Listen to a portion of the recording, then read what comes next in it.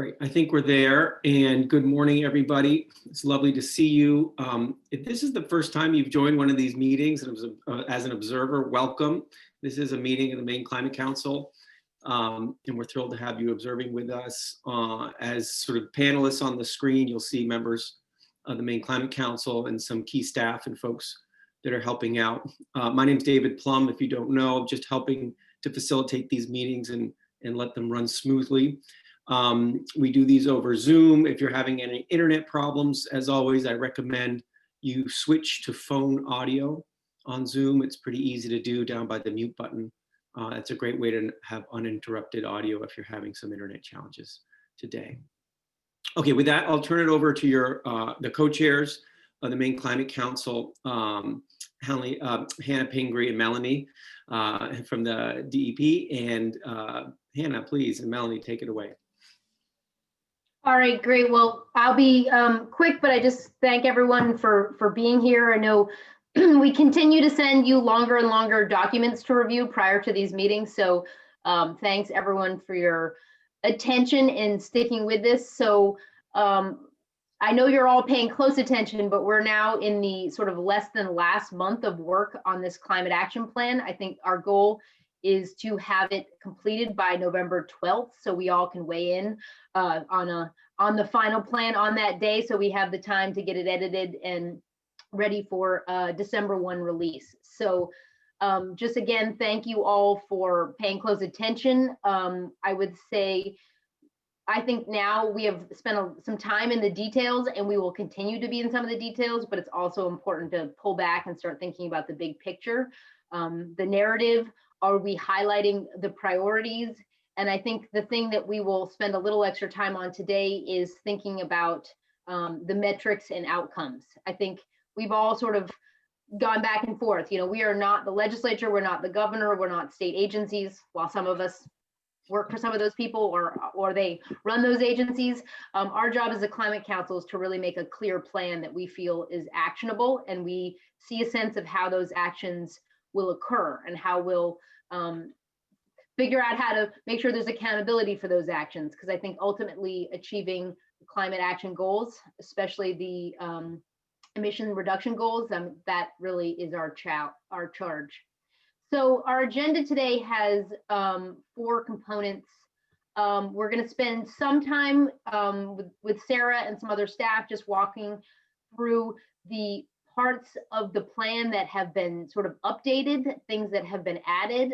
We've put them even in red, especially to make sure that you knew that they were new things, so you really have a sense of all that is being added to this plan. I think all those items were discussed in prior meetings, but we really want to make it clear what's in this plan, and I know it's a lot to read all at once, so hopefully that was helpful.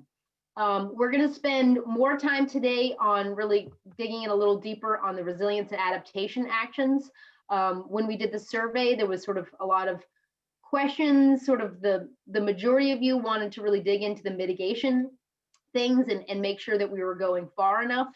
But I think clearly resilience, adaptation, and also sequestration is, you know, it's half this plan. So we want to spend some extra time really making sure that people understand what's in there, that they kind of understand that kind of highlight priorities. So we'll spend some time in discussion on those.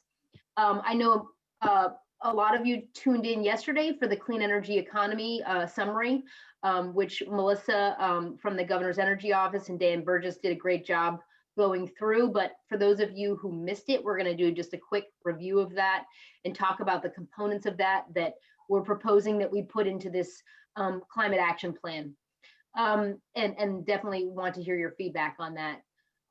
The last thing that I sort of started off with is, you know, a lot of you have been asking and had incredibly helpful recommendations around implementation, because I think a plan is great. We can all sort of say, you know, we want to take action on climate, but how do we actually make sure these things happen? That's key. So we're going to talk about implementation, which for us, you know, that chart, that kind of unbelievable chart Sarah is working on, is in there. the funding sort of recap, we had a good discussion on that, but want to really go over that again, and then thinking about the outcomes and metrics. So we're going to do a quick review of that and then talk about implementation. So that's really our agenda today. We have, again, a lot of, I'd say, significant meat, trying to kind of move us forward to a final agreement, but hopefully folks will be honest and tell us what they think. I will say the one thing that we have been, I don't want to say struggling with, but going back and forth, we've been continuing to work with Synapse on the modeling. And the modeling is sort of on the mitigation side. It is what actions do we put together that will add up to the 2030 45% emission reduction. And I think all of the working groups did a great job of coming up with those priority actions, but when we put them together, they don't all add up in the right way. So we, sort of a core team, has been continuing to work with Synapse. Those numbers will inform some of the outcomes, like how many heat pumps does Efficiency Maine have to get installed? You know, we've sort of had a difference in, are we going with heavy VMT or EV implementation, or both, and how those different things play out. So I just want to be very clear and honest with everybody. I think that's a really important discussion for the Climate Council to understand and know what inputs are going into the reduction, because I think it's really the basis of the whole mitigation side of the plan. But the sort of the fact that it's taken longer than we had hoped is leading us to want to schedule one more climate meeting. We're thinking tentatively of November 2nd, just a couple-hour meeting that day, to walk people through the final modeling and get your feedback on you know, on what that means for the climate action plan. Again, there's no sort of major departures from the direction that we've been moving in, but the specific details are important.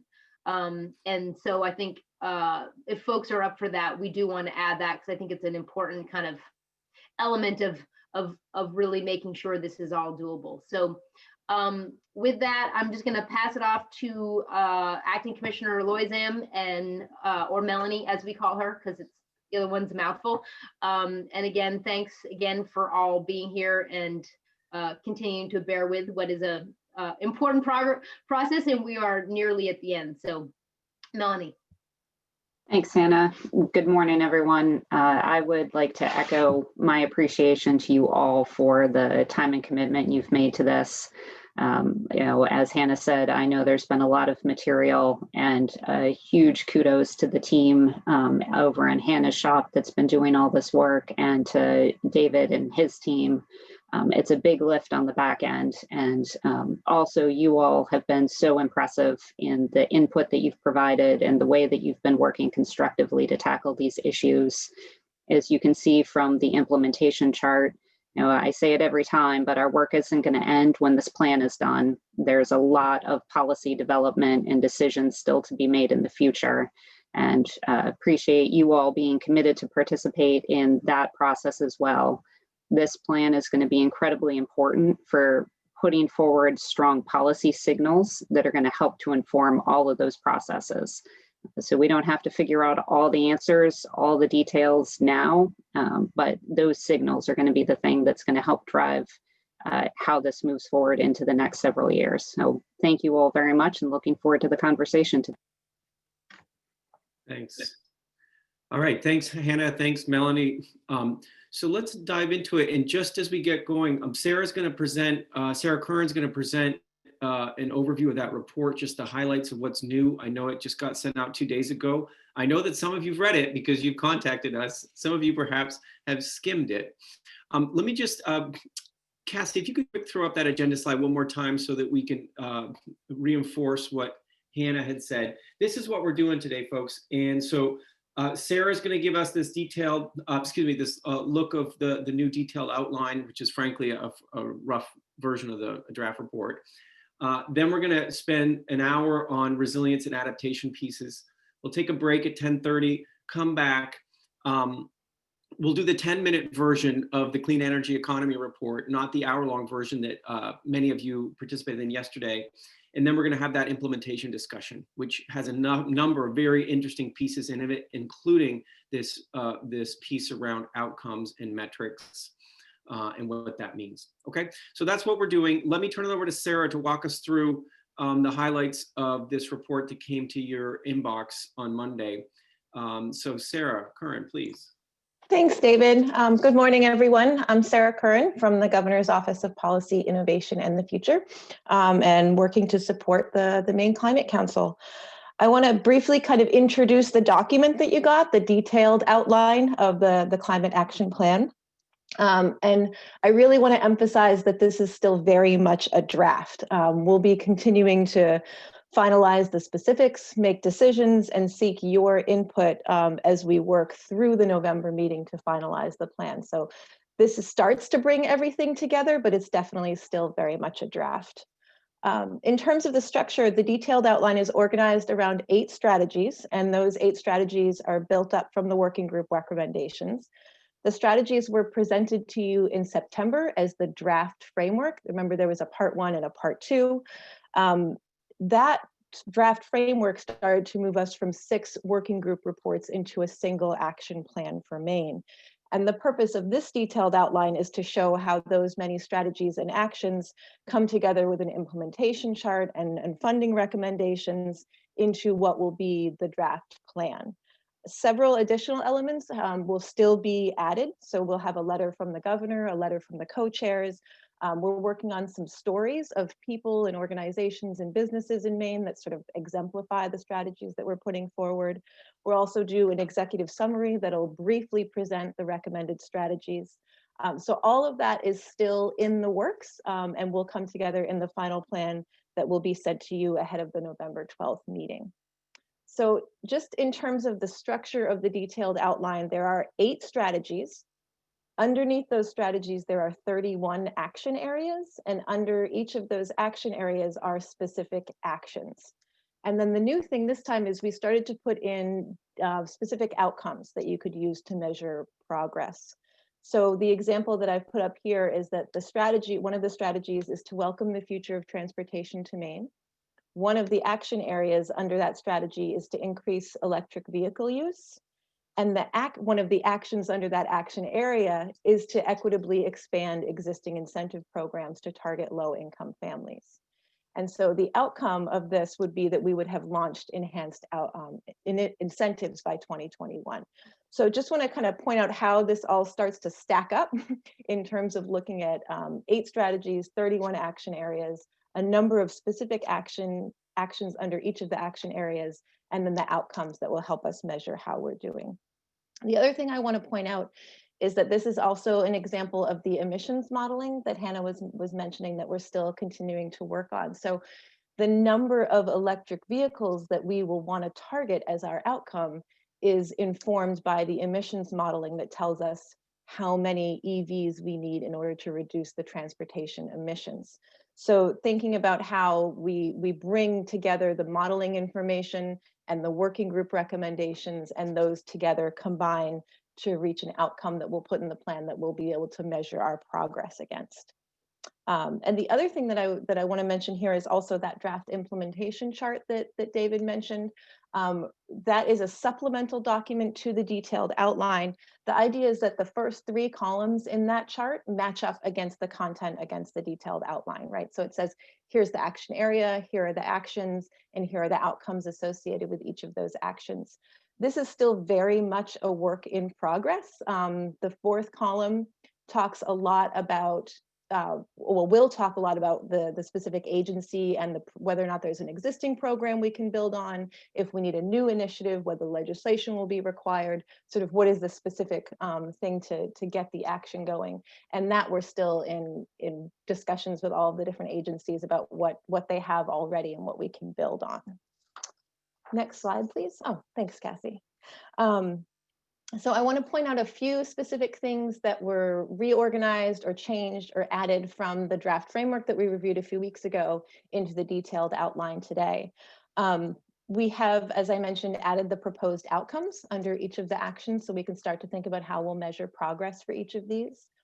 The transportation section specifically includes a recommendation to consider rebates for the purchases of high MPG vehicles. We had a really great discussion at the last Climate Council meeting about equity impacts, and Commissioner Van Noot had a wonderful presentation about that. So there's a new part to that strategy that's been added. In buildings, we've added appliance standards, a phase down of HFCs, and then we also put in the funding section, you'll see there's authorization for CPACE. And so that's a funding program to help small business owners access funding for renewable energy and energy efficiency projects. Other strategies that have been added, we put explicitly in there a commitment to addressing climate equity and equity considerations. You'll see throughout the detailed outline that we've added in language to address the equity concerns that were highlighted, or equity opportunities that were highlighted in the equity assessment that we did with the Mitchell Center. We are continuing to look at ways to sort of lift those up and make those more visible, but you will see them throughout the report now, and we'll be continuing to work on that. Next slide, please, Cassie.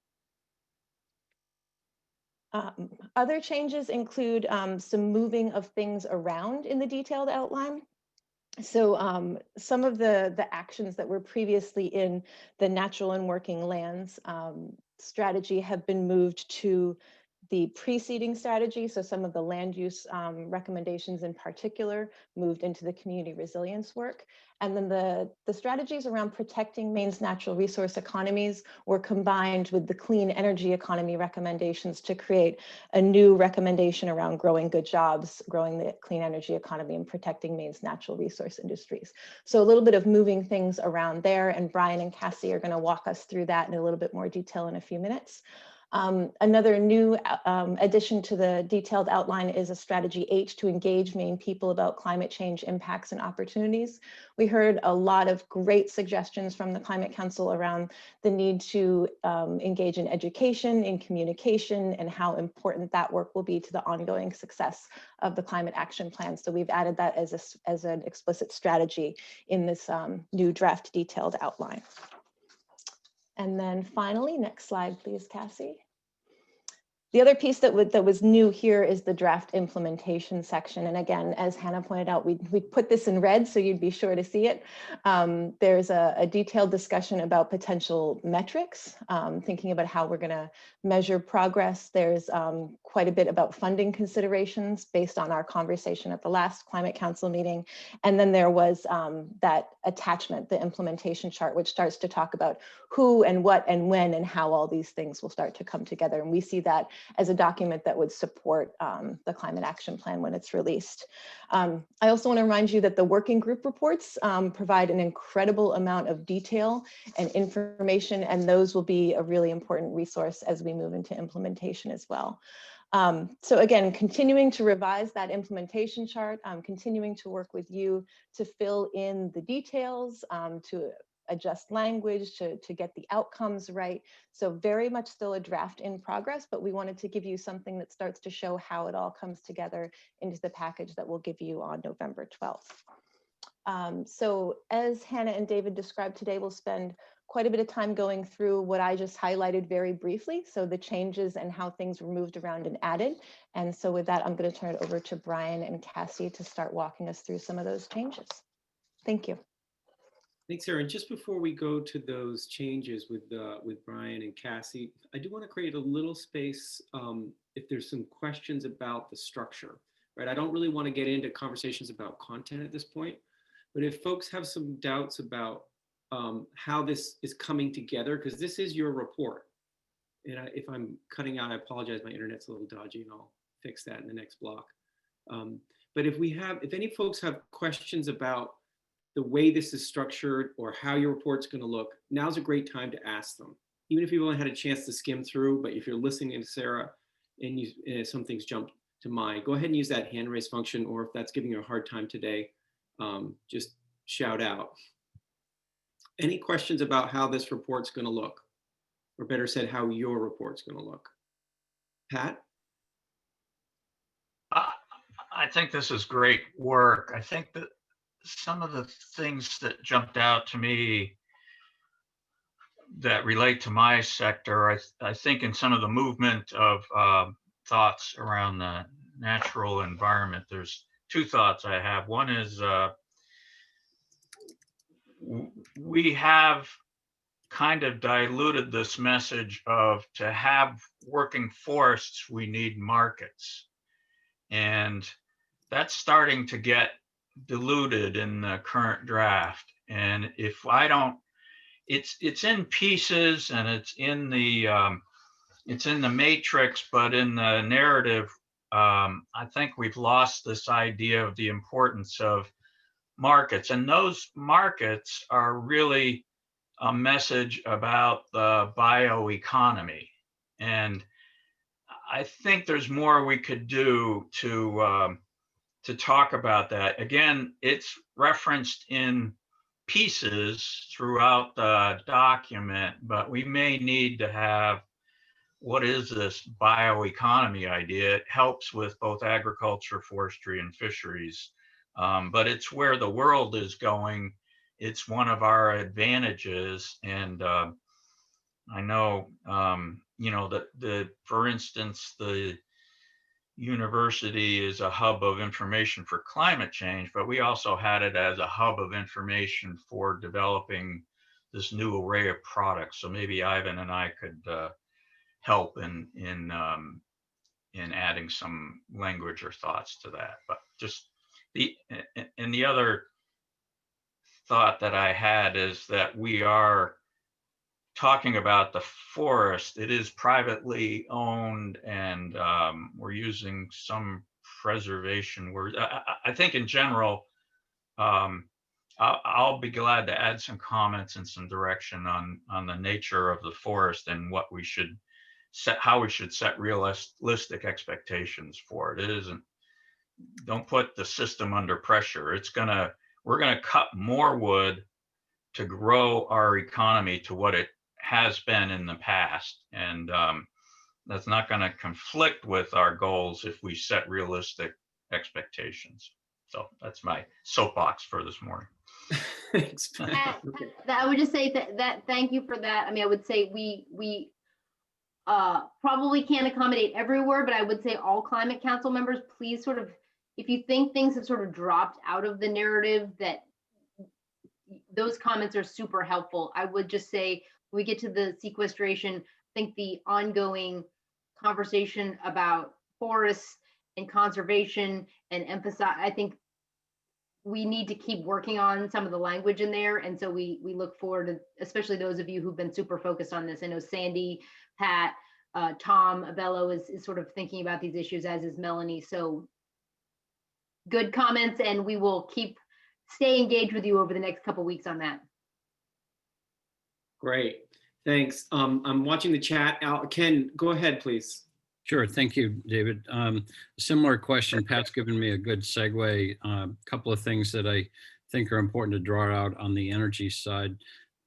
What's the best mechanism for that? Get suggested text change to Cassie and Sarah. How would we all like to approach that? And just as a general comment, I also want to applaud, I assume it's Cassie and Sarah, whoever has done this redrafting did a superb job of adding the finance and the metrics and the equity sections. Really a pat on the back for that effort. Thanks. Yeah, absolutely. You named it. And Brian and Hannah and Melanie. All right, so I'm noticing Anya's comment in the chat as well about interim milestones and goals. And I think, Anya, one of the key things there is this new addition of outcomes that's been added to the report. And we're going to talk a little bit more about that later in the day. And I think that outcome piece opens a window to do what you're trying to do. So let's look at it later and see if it's doing what you're thinking about, to make sure we are setting milestones towards a statutory goal. May I make a comment, please? Yes, please. Yeah. I still looking at the goals of the Maine Climate Action Plan. I'm thinking about how it's going to be reported, and the idea that we're creating jobs and economic opportunity. This goes on Mr. Strzok's comment. We really need to make it so it's a headline.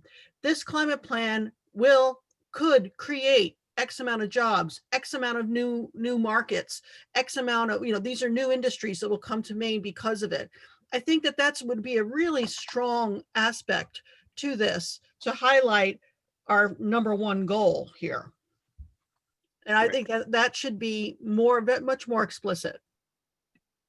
Great. Okay. Other initial reactions to the structure of this report and how you're reading it? Okay. I mean, David, there have been some, Lydia had a couple other comments along those lines, sort of suggestion on job modeling even.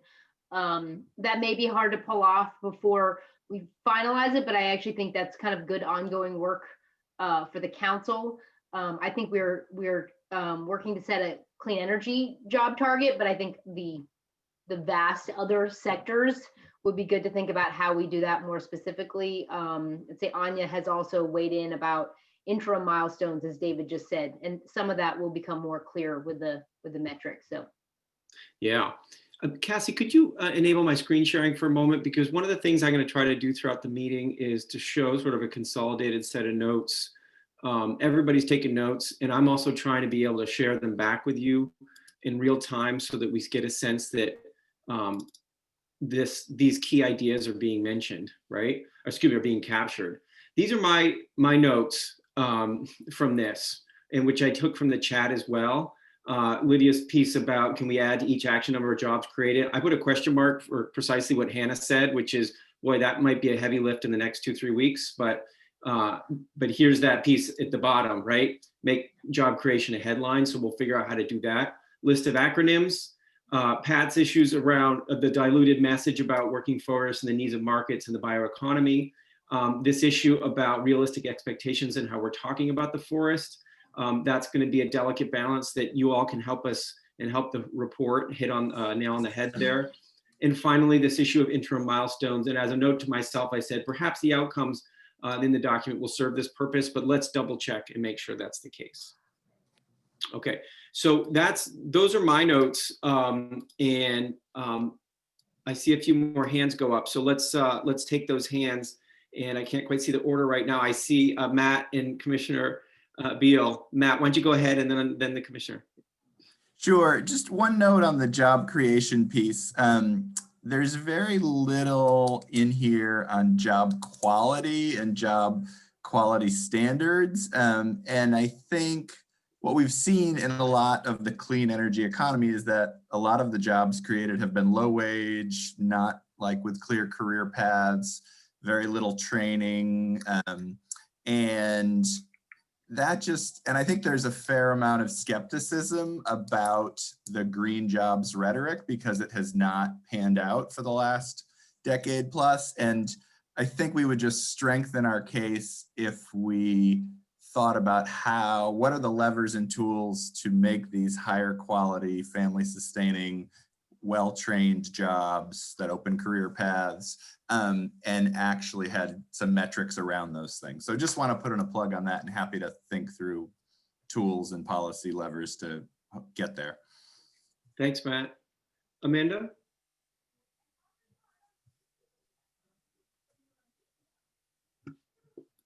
Hang on one second, Amanda. You are on mute from Zoom. Sometimes if you're on your phone, you have to unmute your phone and Zoom. Oh, no, we still don't have you. Rats. No. That's frustrating. Well, hold that thought or drop it in the chat, and maybe there's a way to sign back in that'll fix that audio problem. I'm not sure what that is. But if you want to try to drop it in the chat quickly, that would be great. And then later in the meeting, if we solve those the audio problems, we'll get you back on for sure. Okay, great. So why don't we do this? Why don't we leave this here for now? And let me just look in the chat and see what I'm missing. I see things from Ivan, from Kate. What I'm going to do is I'm going to cut and paste this stuff into my notes. I won't have you see all that sausage making going right now, but those pieces in the chat will go into the notes as well. Okay. Great. So why don't we now switch gears and have Brian and Cassie walk us through the resilience and adaptation pieces, because they've seen some consolidation and some clarity, and it's important to invest some time in them. We're going to invest about the next hour in this. So Brian, I believe you're kicking it off, so I'll turn it over to you. Great, thanks, David, and good morning, everyone. I'm Brian Brett. I am the Climate Resilience Coordinator in the Governor's Office of Policy Innovation and the Future. And as I start, my apologies if you hear any exclamations in the background. My wife is teaching her 5th grade class in the next room, and they seem to be on a pretty big roll on something. So apologies if I'm competing with my wife.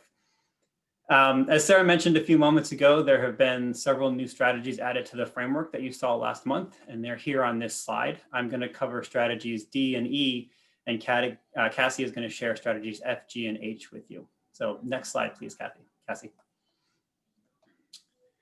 The Build Healthy and Resilience Community Strategy houses the community assistance, land use, and public health action areas. Providing financial and technical assistance to towns will help them build resilience to climate change. This is an important action area that will address state and regional capacity gaps, as well as the funding for local resilience planning and implementation. This action area includes developing guidance for communities so that they're able to identify their climate risks and evaluate potential actions. Next slide, Cassie. The land use action area saw several additions from last month's framework. The Science and Technical Subcommittee's recommendations for sea level rise planning were added to this outline so that state agencies and towns are supported by a consistent set of projections for their policymaking. You'll recall that the STS distinguished between committing to manage for the intermediate range of sea level rise projections, 1.5 feet for 2050 and 3.9 feet for 2100, while preparing to manage for the high range of sea levels, 3.0 feet and 8.8 feet respectively. Especially useful here for critical infrastructure. Next slide, Cassie. Good, coming back to the strategy, in addition to those sea level rise projections, the update land use planning and legal tools action area now includes several of the recommendations from the Coastal and Marine Working Group. Overall, this action area instructs state agencies to begin processes for incorporating the sea level rise projections into rules and regulations, as well as making municipal planning tools more useful, giving the state and towns better tools to build long-term resilience to flooding. And lastly, in the public health area, the focus is on improving the monitoring of climate-related health threats, education and public information, and the prevention of climate impacts to our water systems, so that like our efforts in containing COVID cases, Maine can achieve better health outcomes against climate impacts. Next slide. Investing in climate-ready infrastructure will help Maine increase the day-to-day functionality of infrastructure while also improving its performance and durability under emergency conditions. A statewide assessment of climate vulnerability for the various classes of infrastructure will give the state a clearer picture of where attention is needed most and how to plan long-term investments. The development of climate-ready design standards will ensure that the public dollars invested in infrastructure are protected against the climate risks expected throughout the life of those projects. By giving particular attention to places where socially vulnerable communities and climate vulnerable infrastructure overlap, Maine can proactively help communities that would otherwise struggle to recover from emergencies. The next action area offers exciting opportunities to combine climate action with the state's economic recovery. By overcoming obstacles to making projects shovel ready, the Infrastructure Adaptation Fund, in coordination with project pre-development assistance, will help create a pipeline of infrastructure projects that can bring much needed federal funding into Maine. This can drive good paying jobs in engineering and construction. And because of its potential to boost the recovery, this action area has been identified as a potential priority for 2100. And with that, I'll hand off to Cassie to talk about the next 3 strategies. Thanks for listening. Thanks, Brian.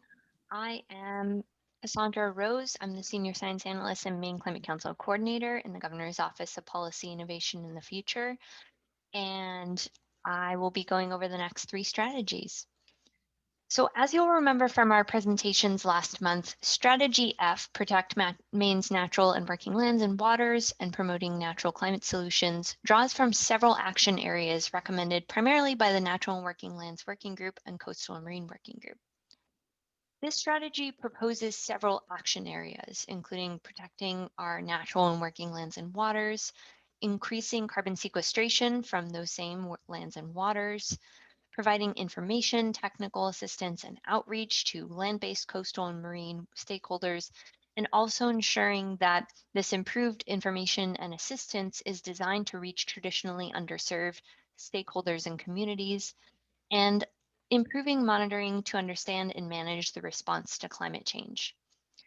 Changes made to this strategy for the current detailed outline include moving land use planning and regulation related strategies from this strategy area to building healthy and resilient communities. We also moved actions that explicitly seek to support natural resource industries to the next Good Job strategy, which I'll be talking about more in the next slide. We also consolidated broadly similar actions related to conservation, natural lands and coastal marine environments, sequestration, information and monitoring, and combined them where appropriate. And lastly, we also included research and information gaps identified by the Scientific and Technical Subcommittee in this strategy, which do not include explicit recommendations for the state, but can help inform conversations with partners about expanding climate change related research and monitoring. So some of the selected outcomes include by 2025, establishing a coordinating hub with state and non-state partners for key climate-related research and monitoring efforts to facilitate statewide collaboration and to fill some of the many monitoring and information gaps that were identified by the working groups and the Scientific and Technical Subcommittee.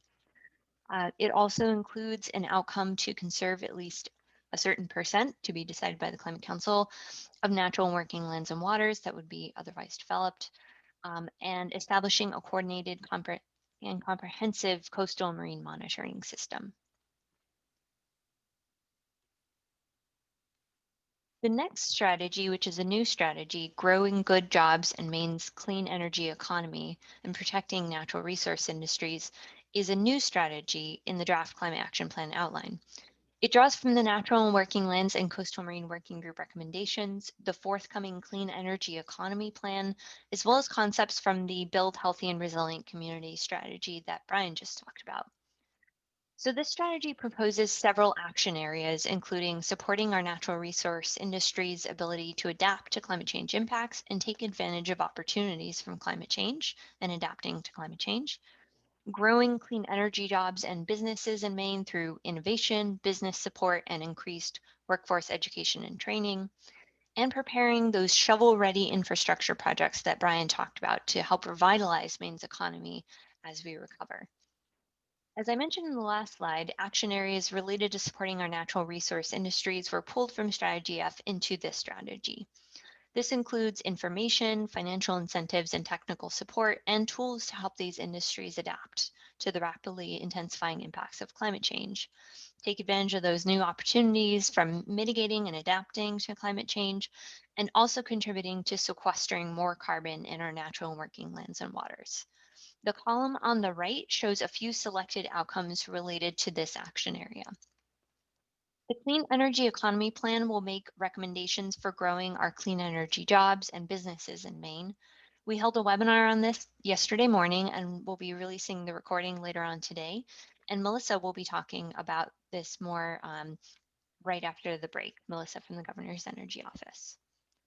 And lastly, the identification and development of shovel-ready infrastructure projects will help position Maine's communities to be ready to take advantage of state or federal support, grant writing opportunities, and matchmaking with investors for public-private partnerships, all while hopefully also growing good Maine jobs.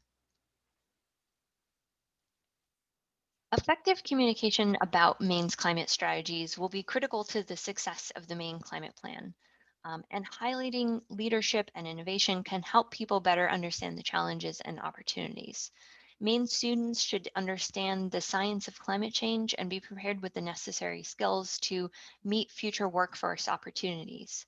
This new strategy, Engage Maine people and communities in climate impacts and program opportunities, seeks to increase communication about climate change's impacts and opportunities, as well as increasing public education on climate change, establishing a Maine Climate Corps for workforce development, and highlighting leadership amongst our businesses and organizations, and creating opportunities for partnerships and sharing of best practices.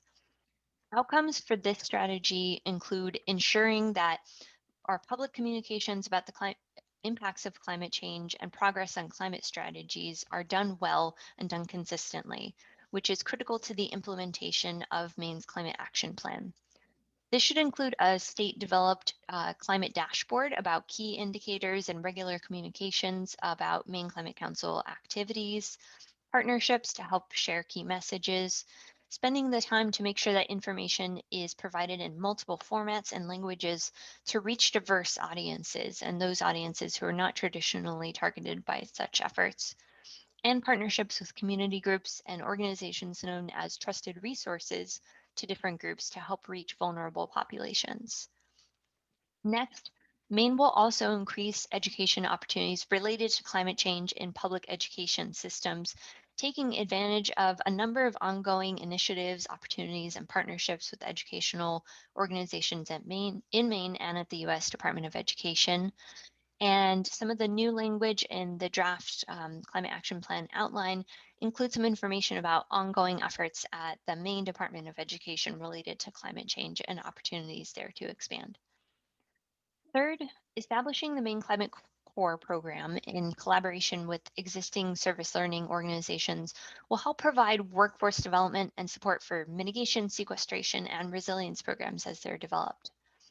And lastly, launching a Governor's Climate Leadership Council to highlight organizations taking action on climate change to reduce greenhouse gas emissions and address climate change while strengthening Maine's economy will provide some peer learning opportunities as well as provide examples to the public and organizations around the state of businesses taking action successfully and adapting successfully. So with that, that's all I have for the overview of changes, and I'm going to turn it back to David to lead a discussion. Great. Excellent. Okay. Rats, my internet continues to be poor, so I apologize. Thank you, Cassie. Thank you, Brian. So unlike last time when we were dealing with some of the mitigation strategies, the emissions reduction strategies, this time we don't have as clear in our minds what the top issues are you want to discuss. And so for the next 45 minutes, I want to make sure we're touching on as many as we can. So what I'd love to do is just do a quick shout out, either putting it in the chat or shouting it out verbally, like what's something you think we should spend a little time on right now? And let's make that punch list of ideas that we want to dive into in the next 45 minutes before we actually dive into any one of them. So just quickly, when you see what Brian and Cassie put out there, when you see this reorganization of these major resiliency and adaptation strategies and some other new things that came in, what are things that you think we really should talk about right now as a group? Because you can make them a lot better or you're concerned about them. Judy, why don't you go ahead? And again, I don't need the details on it. I just want to know what the idea is, and then we can just put it on our punch list. I just noticed that Amanda Beal, Commissioner Beal, has her hand up, and I know she couldn't talk before, so I'm going to yield to her for just a second. Okay. Commissioner Beal, if you are able to get your audio working, just jump in. Let's see if it works. No, I think she dropped her hand. She's still working on it. Okay, Judy, go ahead. Okay, so this is kind of a similar comment that Pat Strauch mentioned about things that got lost. And I feel like in the resilience strategy, and maybe also perhaps in the invest in climate ready infrastructure, and then also in the financing section, we've lost the regional councils and the and it may be in there, but I think it needs to be more explicit, particularly given funding concerns with the ability of the state general fund to support improvements in providing the technical assistance. I think we really need to recognize that there are regional planning agencies right now, SMPDC, GPCOG, Midcoast, and as well as nonprofits associated with them, who have hired sustainability coordinators, who have hired resilience staff, 2 and 3 deep in the bench in those organizations. They're doing this work, and there's expertise there that has both completed already some of the climate vulnerability assessments that are being called for, so there can be a knitting together of what's already been done, because it's the way it's written, and I know it's a draft, the way it's written, it's almost like we haven't done any vulnerability assessment yet, and I think we can actually build on a lot that's already been done. But then also, while we recover from COVID at the state level and can't really spend a lot of money beefing up staff or grants, it's happening at the regional level. And if they're recognized, I think, more explicitly in this action plan, then what the state can do is support the efforts of those regional agencies to garner federal money and garner philanthropic support, with the support of the state behind them. So I think we need to be a lot more explicit about what they're doing, the expertise that's there, and the models of regional efficiency that they provide, and that they're doing right now. Because, and I've been assembling a whole list. I can send them all to you, because there's some fantastic work that's being done, and supporting them with, small amounts of money so they can augment the work that they're doing by, gathering groups of communities together who are ponying up their own money, really shows how we can stretch our dollars until we get out of this economic situation we're in with respect to COVID, and also reach some of these milestones, like Anya said, of achieving the transfer of knowledge and the climate vulnerability assessments, as well as the resilience plans, way sooner than 2025, as it's currently written in the plan. So there's just a whole bunch of things there around bringing the regional entities back into this conversation. And I don't think it would add a ton of detail, but I think it's really been lost just in this first draft. Thanks, Judy. Thanks. Okay, so I've been taking note of what's in the chat as well. Sandy, Melissa, and then Sandy. Hi, thank you. First, I just want to thank all the folks at the GoPIV office. You've done a really amazing job putting this together, and I was excited to see some of the new additions. That said, I, similar to Pat Strauch, feel that some of the agriculture recommendations that came out of the Natural and Working Lands group really got chopped up with the separation of I think it was Strategie E, or basically that one strategy that was really, really big in the last draft that you made an effort to kind of separate and incorporate the new jobs. I think that I'd be happy to talk to you, Sarah, and Hannah about some of the ag strategies. I wonder if Amanda Beal or Commissioner Beal felt similarly. And on a totally different note, one thing that I realized after reading through this that I feel is missing, and I know that it's really late in the game to be bringing up things that are missing from this plan as a whole. But I'm just wondering if there's, if in any way we've addressed disaster response or disaster relief, so that in the event of a crisis, whether it's wildfires or hurricanes or a more severe drought than we've had this year, Do we have any entity that is incorporated into the climate action plan that's reacting and that's offering guidance, funding, yeah, just a response to a climate disaster? Thanks, Melissa. Sandy? Thanks a lot. I also want to just thank everybody who's been consolidating and streamlining and adding meat to the bones of this work. I'm particularly excited by Strategie H. I just think that it's such a positive addition to really include education at all levels across all sectors. It's a little overwhelming to think about how to knit all of that together, but I see lots of possibilities. There's a lot of public-private opportunities that are there. I think that in the philanthropic community, to see implementation opportunities for foundations and donor advisors to get behind, particularly when you're doing those, working with nonprofit organizations, very important.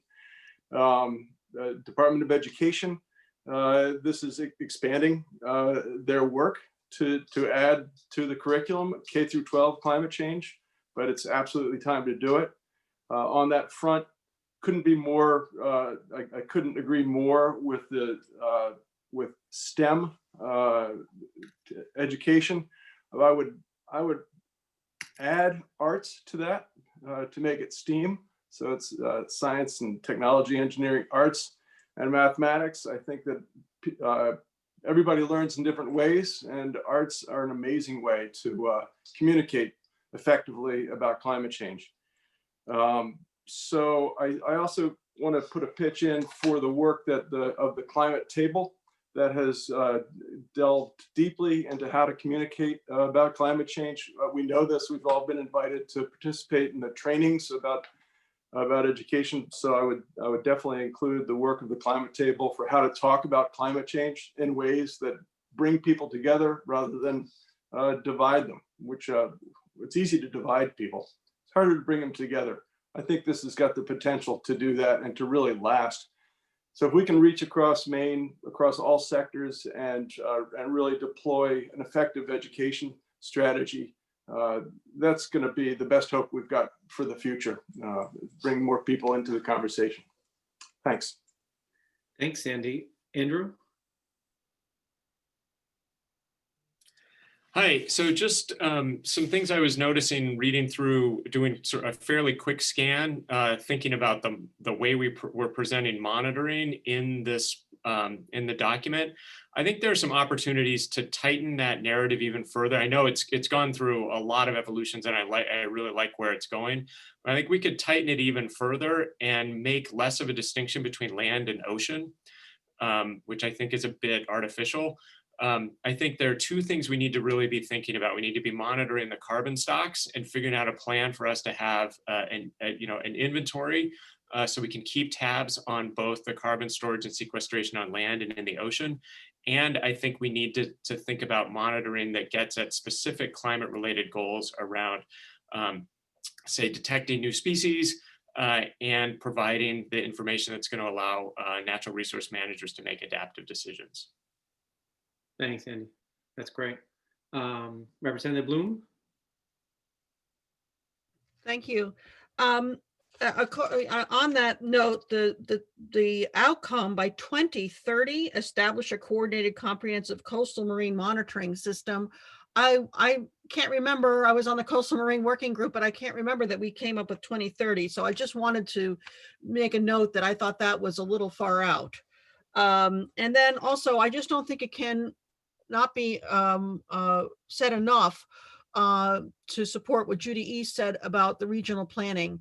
I think that actually should be very explicit in this report about what regions need to be strengthened, so the whole state is covered, and how important, when it comes to resilience, how important it is for local communities, because those are the people that are actually going to do the work. And how does what's the state's role in helping those communities? And I think That should be very explicitly said, as Judy said earlier. I just think that can't be emphasized enough.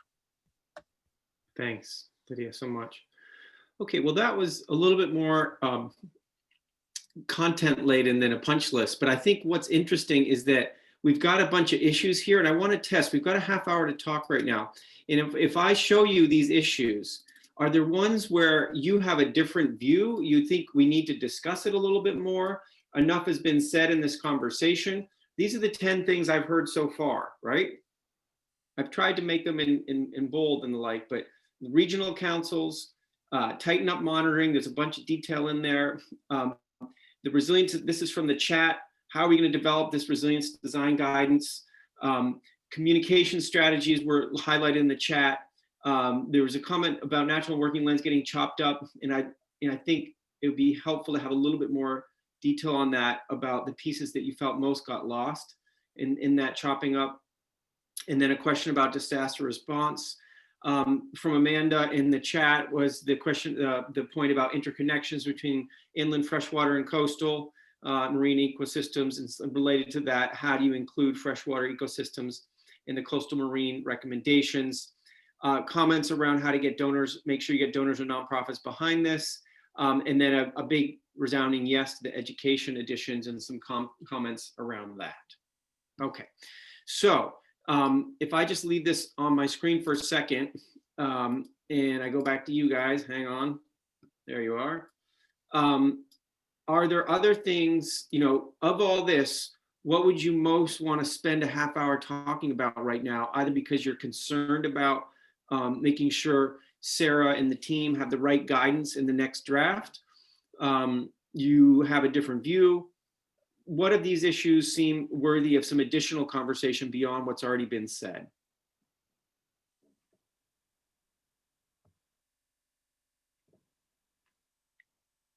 Lydia, is that a new hand or an old hand? Sorry.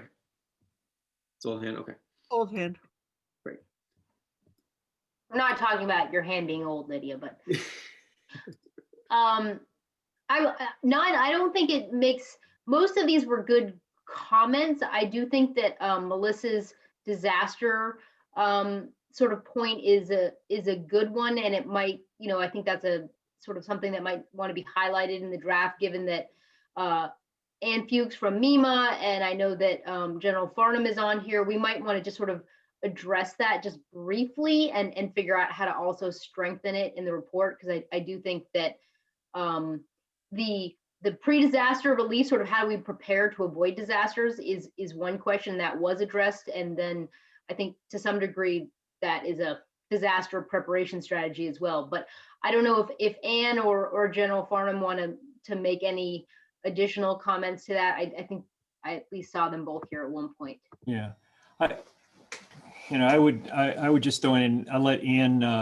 if she wants to jump in at all on any of the MEMA specifics, but just in general, I'd say, a lot of the preparation, awareness, training for any of the disaster response in the state, is organized and coordinated with MEMA, and they have always been, like I think a lot of state agencies will say, I mean, they've always been kind of underfunded and very reliant on federal grants over the last 15 or 20 years. And basically everything's one deep. So that, if we continue to have multiple disasters related to climate, that would tax their organization dramatically. Just last night on the news, some of you may have seen the thing. I ended up buying a generator a couple of years ago because I kept losing power all the time. And they had this story last night about how, in the decade of the 2010, we'd had like 3 major power outages in the state for that 10-year period. And this last 10 years, it's been like 20 or 23. So we're already, some of these things that are already happening that do take up the resources of MEMA. Going forward a little bit, one of the things we've been trying to do is when there is a disaster, and when it's federally declared, the state has a cost share, the community has a share, as does the state. And we've been trying for a number of years in the budget to put in a number for a disaster relief fund, so that when a community has has a response, and they get the federal deck and they get the 75% from the federal government, and then they've got the 10% that they have to pick up as a community. The state has to pay 15%, and we don't have that budgeted and never have. And so we end up having to wait for a supplemental budget for the next budget cycle. And sometimes the communities can wait up to a couple of years before there's ever any funding from the state to reimburse. So, so from my, that would be my input on that. And I'll let Annie jump in if she has anything specific to MEMA that she wants to talk about. Yeah, that'd be great. Thank you very much. Can you guys hear me okay? Yeah. Okay, perfect. Yeah, apologies for not having my video on. I'm just having some broadband issues, but Major General did speak very eloquently about our public assistance side of emergency management, which has to do with response and relief associated with a declared natural disaster. And I do want to actually touch base based on the fact that Melissa's in the agricultural community.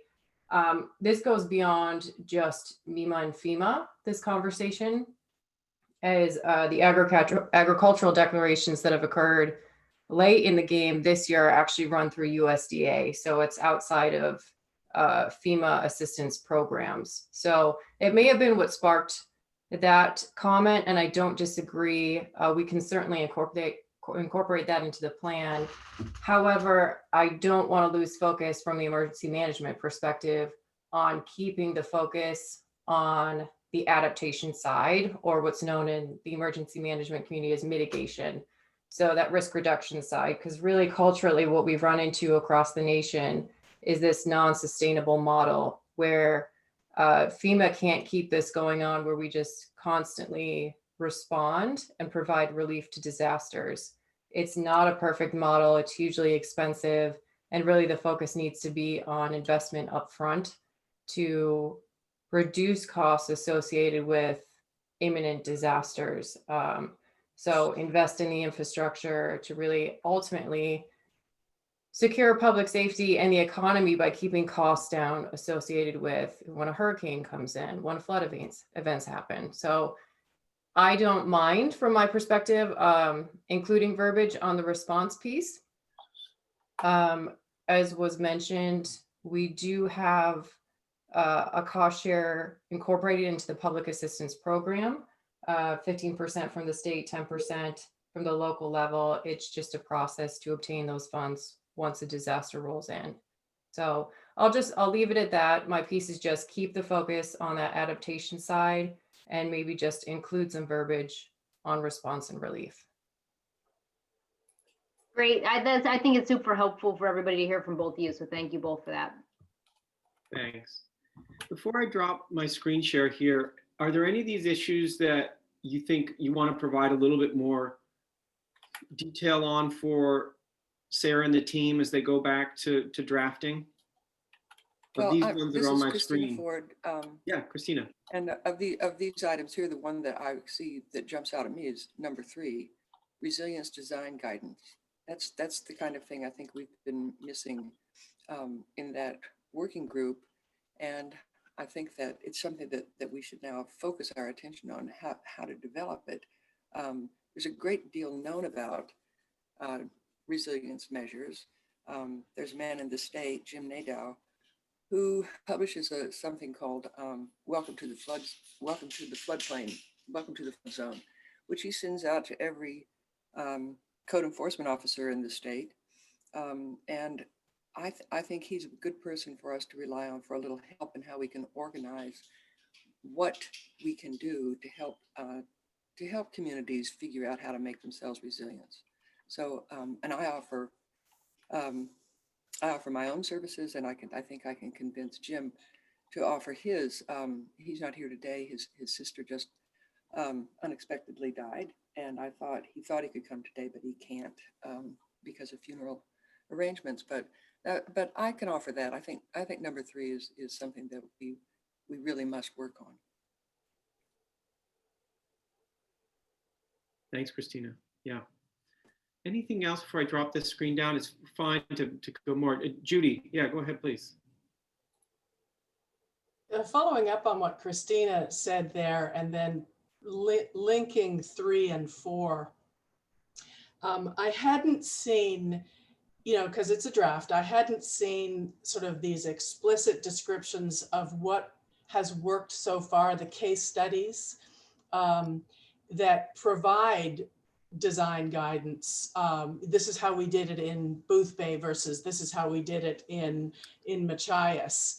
And so when Cassie was talking, I was hearing that that might come out under the Climate Leadership Council or part of this dashboard idea. And I think that that's a really important mechanism of peer-to-peer learning from municipality to municipality. And whether it comes from the individual Christina mentioned, and I used to get that you're reminding me I need to sign up to that newsletter again. But there are really great examples out there that we can provide to communities so that they see what's possible in some areas across all the different ways that they need to work through these problems, and then how they can transfer it to their own situations. So I would second that one, that there's people and there's case studies that we can provide already, you know, pop them into the action plan so that it has less of a, this is what we need to do, and more of a message of this is what we're building upon. If I could follow up on that with Judy, but the thing is about all of our recommendations on the Climate Council, we need to make sure that we're not saying anything goes, that just because it worked in York to build a seawall doesn't mean everyone gets a seawall. I think that one of the things that we need to be able to do as a Climate Council in regards to this resilient design guidance is actually say, here are your options, and in perhaps the order that you should consider them. The first thing is a nature-based solution. Then if you can't do that, then the next thing is this, and the next thing is that. I think that we could be very specific, and we probably need to do that pretty quickly, because towns are going to be looking and saying, I want to build a wall, you know, because that's what I want to do. So we have to be able to really do some kind of hierarchy as scientists, as the Climate Council. I think that's going to be very important, because communities will look, we can't just say whatever works for you. You know, we're trying to protect everything we're trying to protect in this document. So I think that's something that I would like to see developed, perhaps by the science and technical group, about, you know, looking at a hierarchy of choices of what a community can do. And may I say how strongly I support that idea. I've used the phrase a matrix of things, but I think we can do something else. The trouble with all case studies is that they seem easy. They seem like you can just pop them in. Well, you can't, because the circumstances in each town are actually quite different. And what I've thought is that on resilience design, we can say, and I love the idea of having the science and technical community offer some options, because they're known around the country. We don't have to base it on what has happened here, but you can say, if this is your situation, you have a sewage treatment plant that is going to get flooded, then you have a whole range of options of what to do. And then the individual towns can decide which one suits them the best, what they're ready to do. And that's a whole bunch of things. It is both the will of the community, it's also the money they have, it's also the particular situation. And I think that's much better than trying to come up with an array of case studies, because you change one factor in a case study, you change who the town manager is, and suddenly it's not applicable. So I think there's a lot that has been learned about resilience strategies that we can turn into something that individual communities can use, while protecting natural lands that are so important to Maine. Oh, sure. Yeah, I think these are really helpful comments. Commissioner Beal. Can you hear me now? Yes. Yay, all right. My internet access or my broadband is really bad today too. So if I cut out, I'll just put my comments in the chat again. But I don't know so much for discussion right now, but I don't want us to lose track of this. One of the things as I was reading through this draft that jumped out to me was that it's great that we have goals around alternative energy development, and I'm all for that, but there is still this tension that exists between those goals and our goals to protect working lands, in particular farmland, forest land.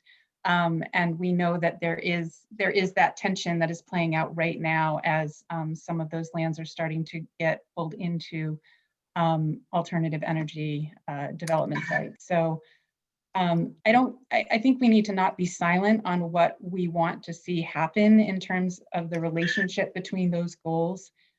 So yeah, I just wanted to pull that forward. Can I pursue that a little bit further, both Amanda and others? Like when you say that tension, what kind of guidance might you all provide that would be useful in this moment to address that tension? Well, I think the reality is right now there aren't really disincentives or incentives for where we want to see that development happen. And so I think we need to talk about what that looks like at some point in time.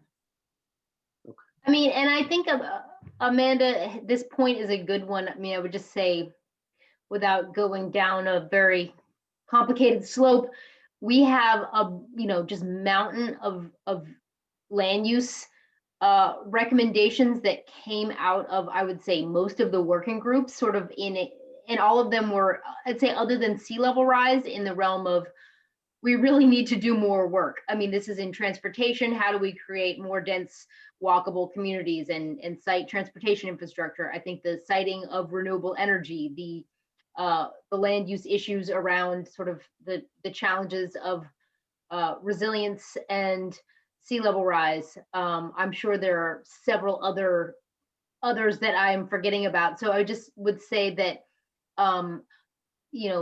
Judy could speak to these in detail because a bunch of them came out of her group as well. But I would just say that that is an area of, I think potentially in the next draft, we've talked about the need for sort of additional land use processes because so many other stakeholders need to be at the table. I mean, these are pretty complicated conversations, and Judy could give you the list of the 8 different site law and land use laws that this would hit, but we haven't done that kind of heavy lifting work yet. And I think also the additional issues of climate migration and what is that going to mean? Sort of what does it mean for people really who live in a floodplain, and how do we manage that? So potentially we come up with a list of the land use considerations that people really prioritize as need to be dealt with in the next several years. And then that needs sort of, I would say, additional process from both the Climate Council and many others, because this is not sort of simple things that we're dipping our toes into, but clearly I'd say we've heard it across the board. I think we have a lot of incoming legislators who are coming in with a number of opinions on these same issues. So I really see this shaping up as a major area of future work that we, again, could include everything in the kitchen sink. So we sort of need to prioritize, like Amanda just said, sort of those things that we want, that we feel are most essential to be addressed quickly for specific reasons, and those things that are going to take a bunch of long-term process to manage them well. Okay, Pat? No, just on this topic, I wear too many hats between mills and landowners, but we get very involved in and have been in wind sightings. And I have owners now that are clearing land, contemplating it for solar arrays. So I think this is, I guess we've got to balance this a little bit with the perspective of the rights of landowners. So I'll be the one person that can, and I don't think these guys are bad. I mean, they're creating clean energy jobs. So I guess maybe the jobs they were doing were dirty. I don't know. I can't keep track of all that. But I think this is there's always the move to regulate.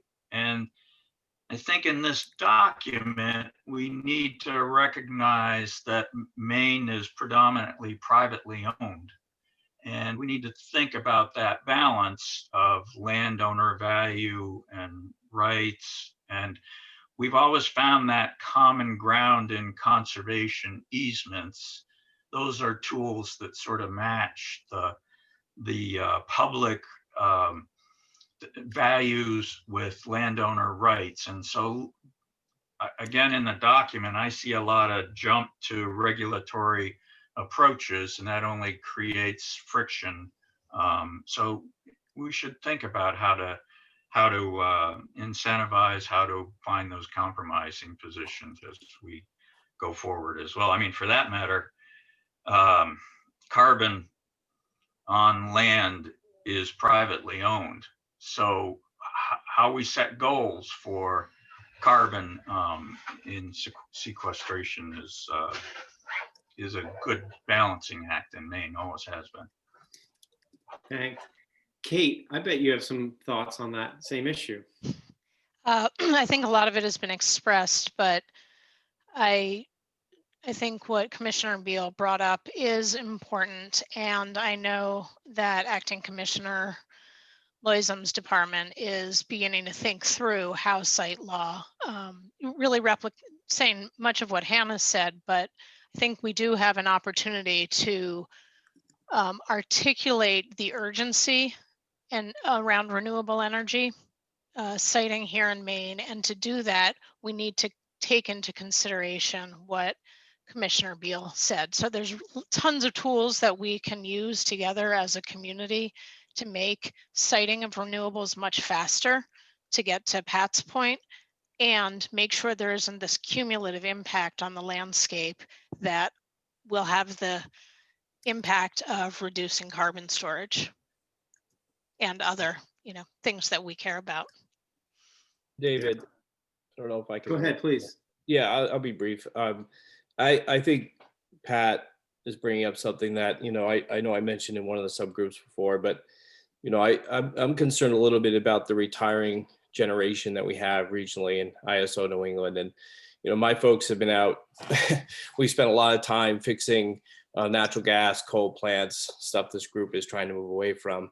My concern is that if we don't balance that development, which I think is what Kate was referring to in the commissioner, but if we don't have a balance where it could discourage an opportunity, and we saw some of that in Vermont, to be frank with you, the size of the projects there are very small. It's already driven away some developers in our market, which is a good thing.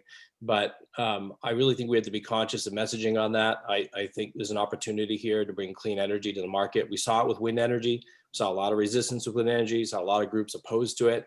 I guess I keep going back to what's the solution? Our energy consumption is going to go up.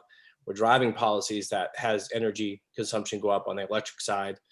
We have to make sure that we're just being really conscious of that, because it's a limited market. All energy is just is tough. It's a tough decision. It impacts somebody, and I think not being thoughtful about that in a way that includes the voices of not just developers but those landowners, as Pat said, is really going to be critical. And I feel like it might be a little bit leaning the other way at this point. I've said it before, but I'd leave it with that. The one other thing I have on this, and I don't want to go too far from next, people probably want to dive into it, but on the building code side, I know I brought this up a couple of times, but the net zero carbon emissions by 2035. My only caveat there is that we really haven't, and I don't know whether the building group can talk about it, but we just adopted a 2015 code, or in the process of doing that, from 2009.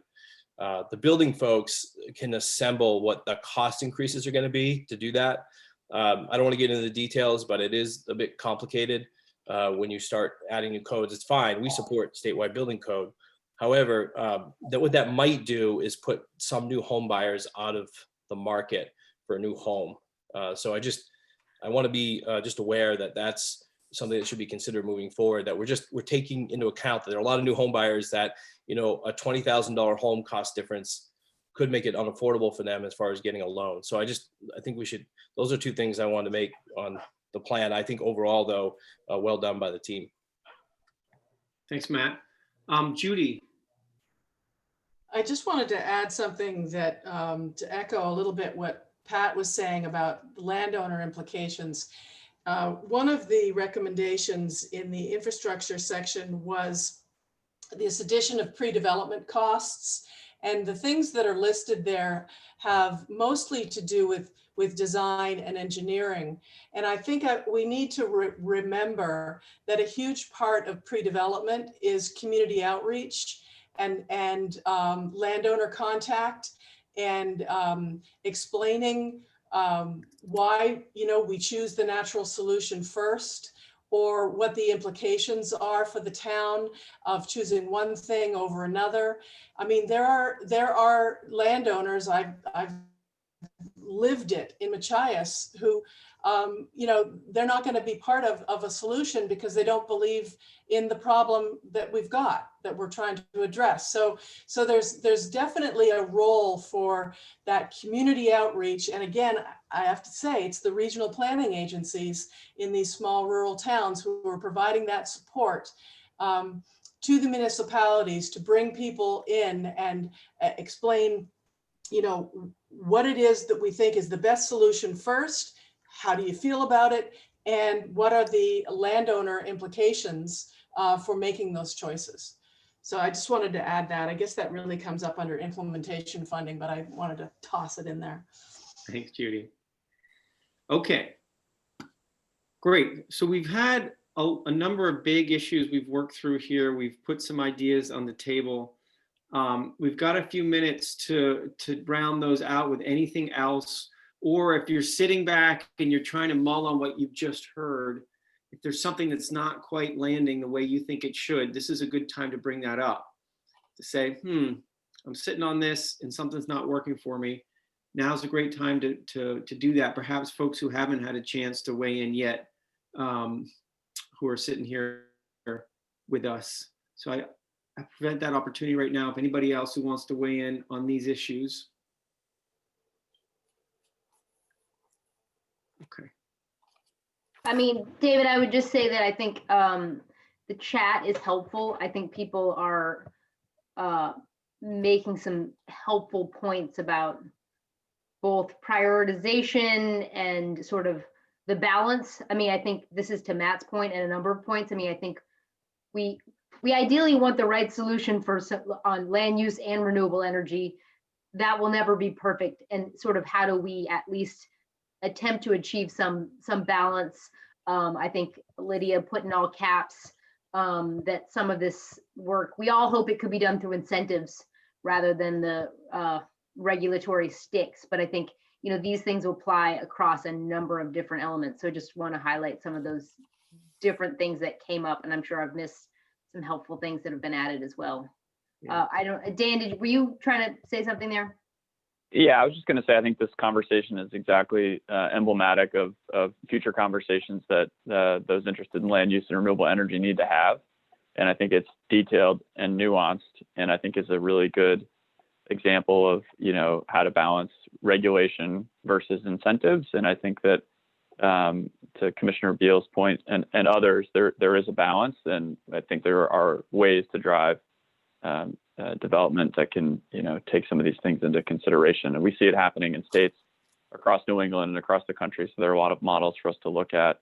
Some of that was considered in the past renewable energy legislation. I know there's interest in taking a look at what's come out of that and where development is happening. And I'm hopeful that, we can maybe point to that and then know that we need to have more detailed conversations going forward. Can I add something? Yeah, sure. David, there's one group that I think is crucial. Planners like to avoid them, which are realtors. But realtors can be convinced. How they get convinced is by what their clients are interested in. There's going to come a point, I know a story about a town in New York that spent millions of dollars, or actually a developer in New York spent millions of dollars trying to prevent LEED requirements being included in the building code. And it worked for a long time until they built a big condominium on spec And they found that the people who were coming to look at it, it was expensive, were asking, what's the lead level of this? And the company saw the future in an instant, and it started, it quit fighting lead recommendations. It realized it was a good selling tool. And I know that there's an organization of realtors in Portland, and they are really interested in climate change because they know that a lot of people are going to move here and that we need to be able to deal with them. It's a land use issue, and I think that we sure should have some representation from realty individuals, because that's who we really need to reach. They can inform their clients, or they can be moved by their clients, but they can certainly be moved by the work of this commission, I believe. Thanks, Christina. Yeah. And Kate. I just would just, I think that's helpful, Christina. I think people have said the same thing about insurers with a slightly different twist to some of these issues. We have received some comments from sort of two different groups of realtors representing sort of two different perspectives, exactly what you just said, Christina, the very, let's be proactive on this, and then some kind of more traditional, you're going too fast, building disclosures, blah, blah, blah, that's not going to work. So I think that's, hopefully folks saw that in the kind of massive public comments that we received. And it is, I think your comments are well taken on that. Don't we have somebody on, don't we have realtors or insurers on the Climate Council? I thought we did. On the working groups, I don't think any, I don't know, raise your hand if you're a realtor. We maybe missed somebody. Kate Dempsey. Yeah, so one just, Hannah, and I guess the governor's office question for you.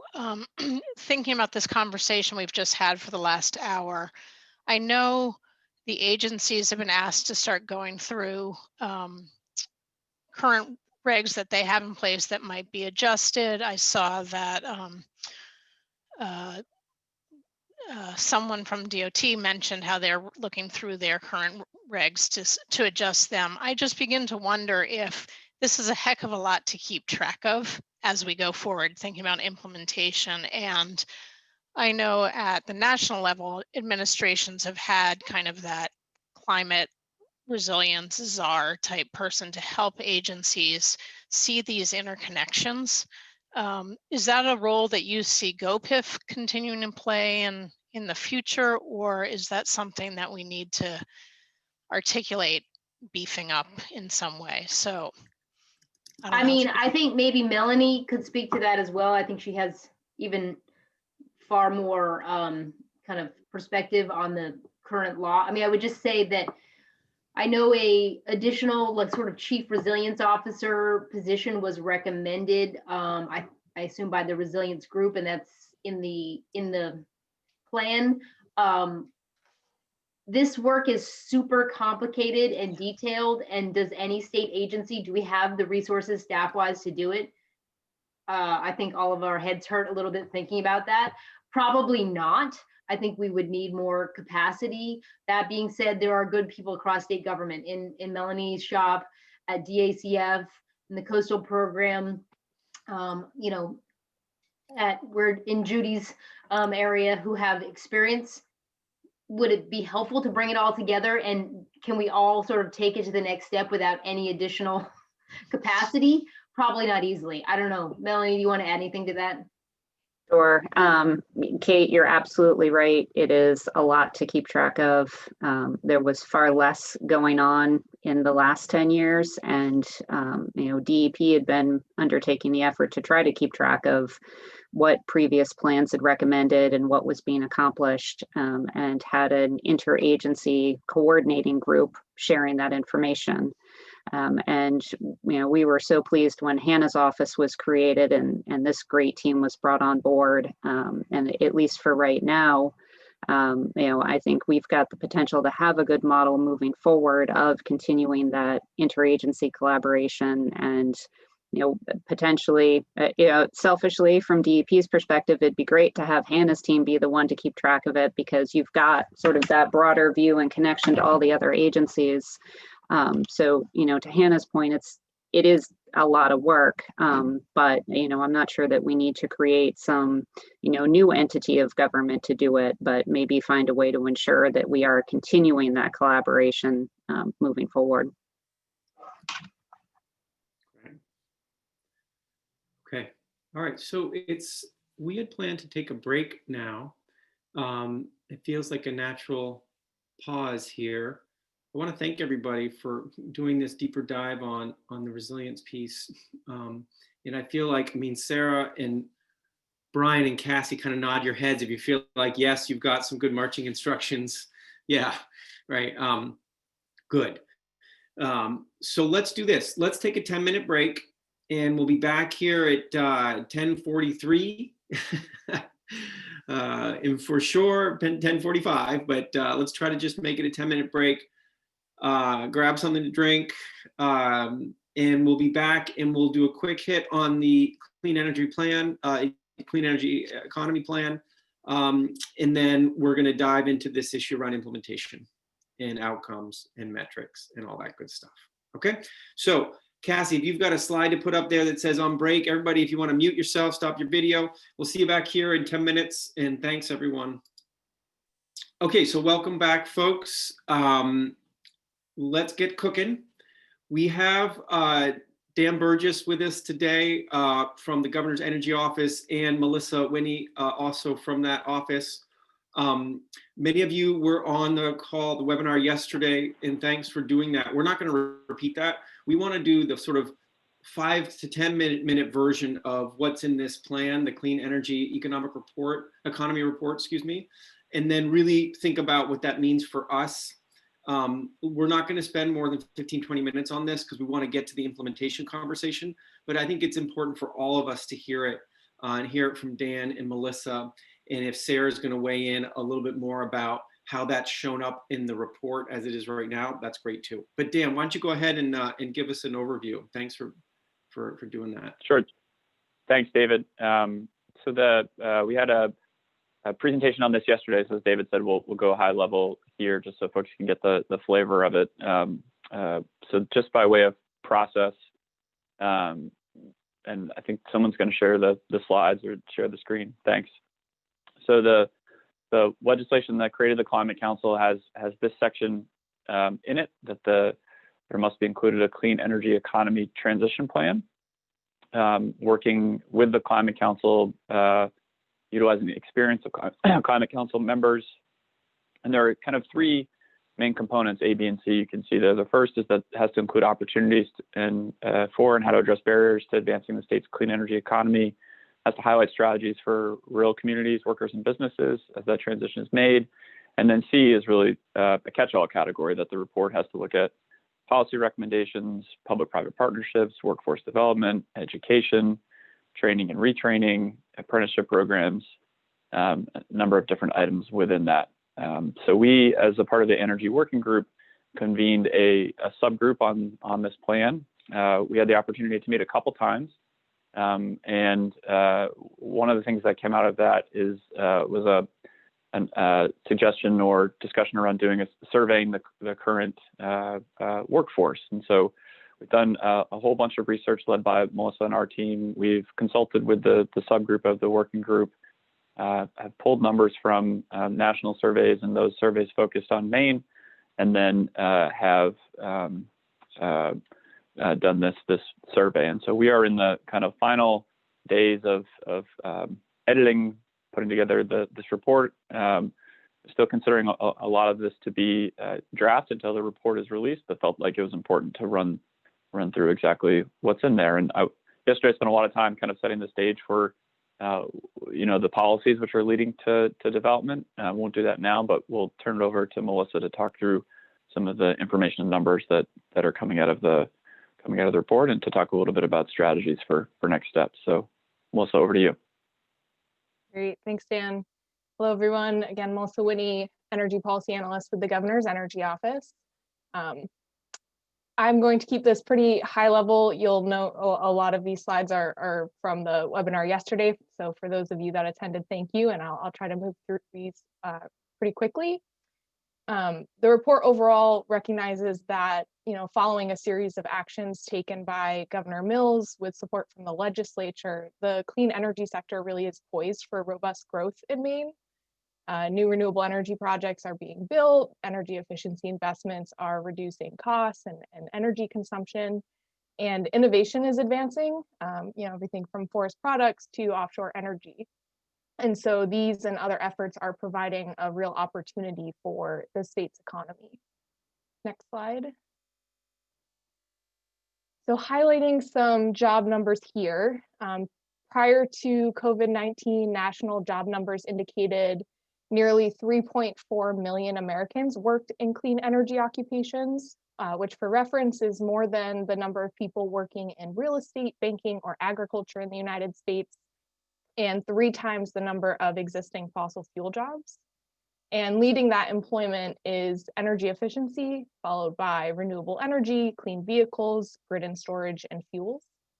And you'll see here on the chart on the right, between 2015 and 2019, the clean energy sector was adding jobs at a rate 70% faster than other economic sectors. This really demonstrates its potential to be a strong economic driver. Next slide. It is important to recognize that job numbers that we're looking at are primarily from 2019, which is clearly before the COVID-19 pandemic. There's ongoing analysis of the economic impacts of COVID-19 to the overall economy and to the clean energy sector. This chart on the left is showing state clean energy job losses since the beginning of the year as of September. There's still just under 500,000 clean energy workers out of work nationally, which is about a 14% decrease compared to the start of the year.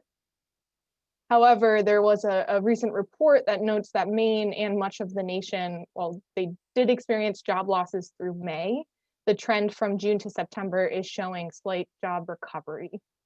And there is precedent for the clean energy sector to respond following economic turmoil and with targeted actions and support.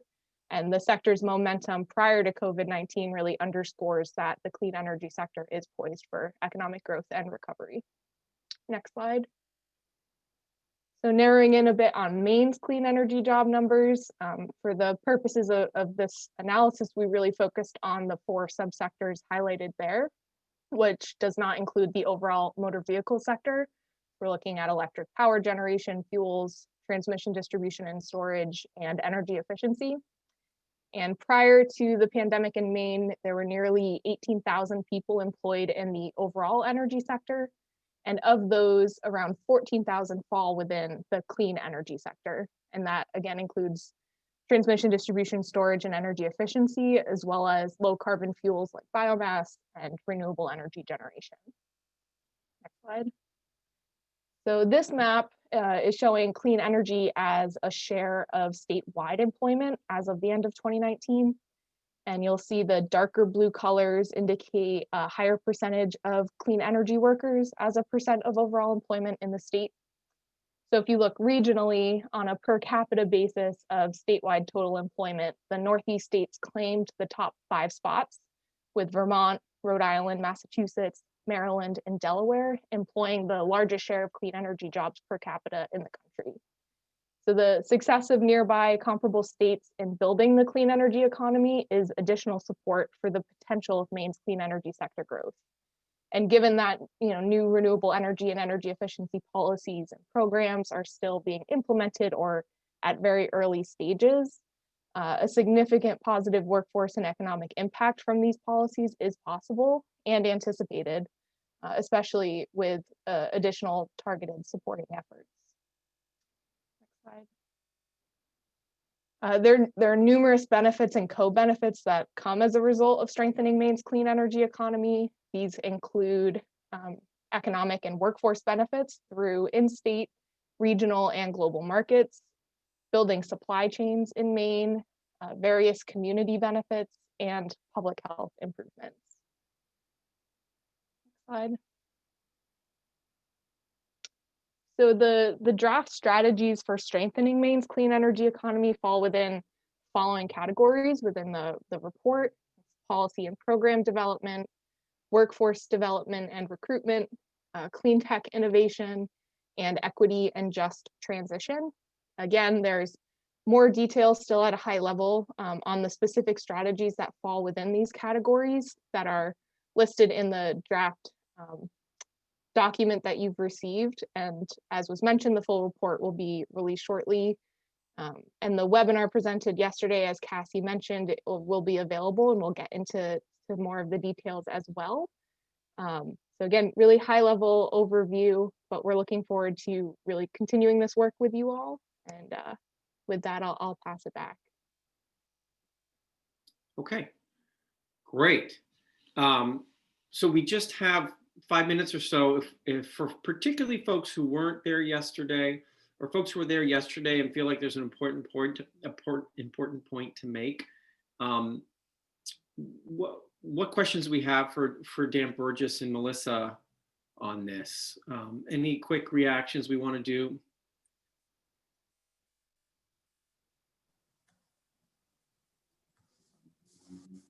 Matt, do you want to say something?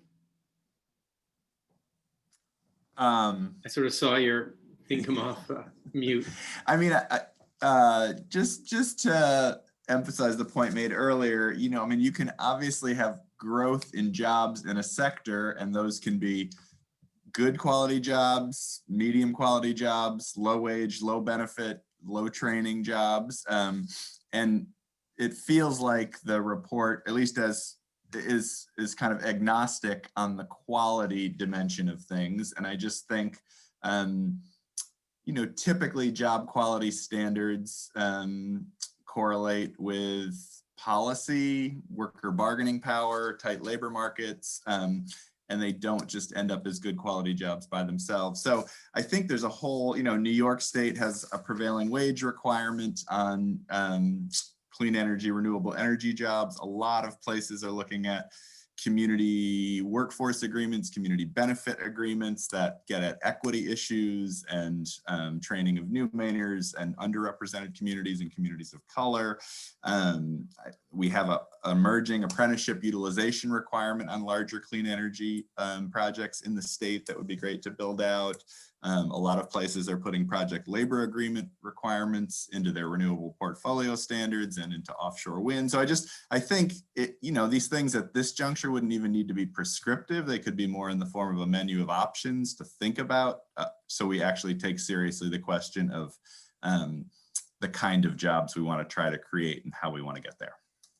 Thanks, Matt. That's great. Andrew. Yeah. Oh, sorry, Dan, did you want to jump in on that? I just think it's an important conversation to have, and I think that if you look at at least some of the national numbers, compensation for the the work in the clean energy sector is exceeds the average of national when compared, and oftentimes does cover the educational spectrum. But I think you're right, Matt. Those type of results don't happen without continued focus on the quality of those jobs. And so I think, you and I have talked a little bit even this morning about further discussions on that. So I appreciate that comment. Great. Thanks, Dan. Andrew? Just want to flag really quickly the connections between some of the discussions and other parts of the document around building markets, and that I think Maine's clean energy commitments and the reducing the carbon footprint of the products and services that we produce is a competitive advantage. And I think you're going to start to see markets, especially access to Europe, access to other people wanting to make purchases based on the carbon footprint of the products. And that's something that I think Maine could really claim. Right, great. Thanks, Andy. Anya? Yeah, thanks. Yeah, and definitely just want to echo Matt's comments about jobs. And I think that's just such a critical part of a just transition. Two other things that I wanted to just flag. It would be helpful, like similar to my comments about the plan. It would be helpful to just have some action items and a timeline. And maybe that's more clear in the report itself, but that would be helpful. And then also on this topic of finance, I think it would be great to see some more of the energy working group's recommendations on finance, like a green bank et cetera, included in this. I noticed, I know that CPACE is included, but just some of those other options would be great to see as well. Cool.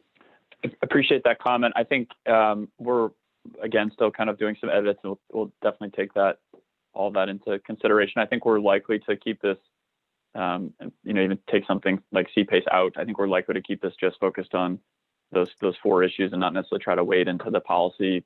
I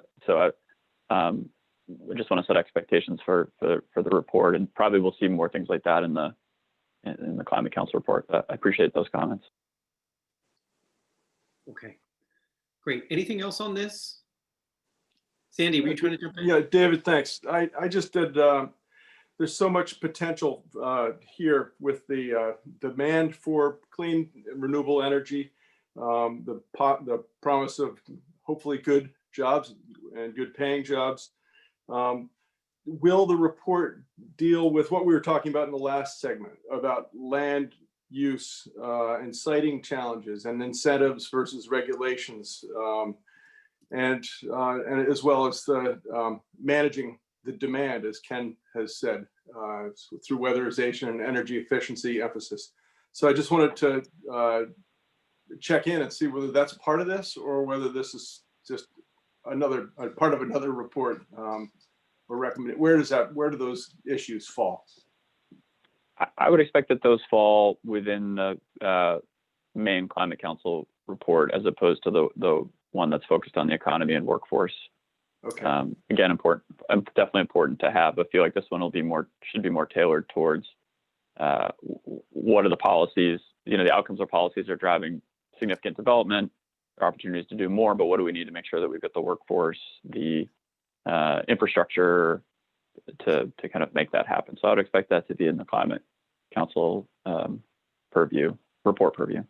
Okay, thanks. And I think, Dan answered that well. I would say, I think it's already somewhat it's in the goals in the other sections. The RPS, the significant additional energy procurement is driving some of this. I think what the Efficiency Maine Trust and others work to in terms of increasing efficiency and heat pump installation, all these sort of actions we're taking, we are, I think, in this report trying to make sure that Maine workers are ready for the kind of job opportunities that are already going unfilled in Maine and could be expanded through things like offshore wind. So I think it is, again, as Dan just said, it's sort of like the infrastructure of business growth and workforce growth. And I think, to Matt's points, I think the discussion around the types of jobs, I think, is also really helpful, because obviously we're trying to we sort of need to better clarify what good jobs are, because I think those are something we can all believe in, but we need to be clear about what that is. Right. Okay. Okay. Why don't we do this? Thank you, Dan and Melissa and everybody. And we look forward to that report coming out late this week, as I understand it, so we can read it. Judy, sorry, you just popped your hand up. Go ahead. I just wanted to underscore, I attended one of the, I think it's called the Maine Climate Table. They had a webinar 2 weeks ago about the workforce development needs in the renewable energy sector. And they were matching up, I think it was the president of the community college system, I'm forgetting names, and a couple of others. And I was just watching it while I was making lunch, but very strong message that came through there is they need people. The demand for skilled labor there is enormous. And so their interconnection with training those folks in the community college system and others is really front of mind. So I just wanted to underscore that, because it absolutely reinforces this document. Thanks, Judy. Yeah. Okay, great. So let's move on to our next piece, which is the implementation piece. And this has a couple big components to it. And Hannah or Sarah have a handful of slides that they wanted to share as a kickoff to this final segment of our meeting. And it really speaks to sort of the big ideas and of how this report goes beyond our last meeting in November, right? How we're having impact. So Sarah, were you going to do that, or was Hannah going to do those slides? I'm going to do a few, and then she's going to do a few.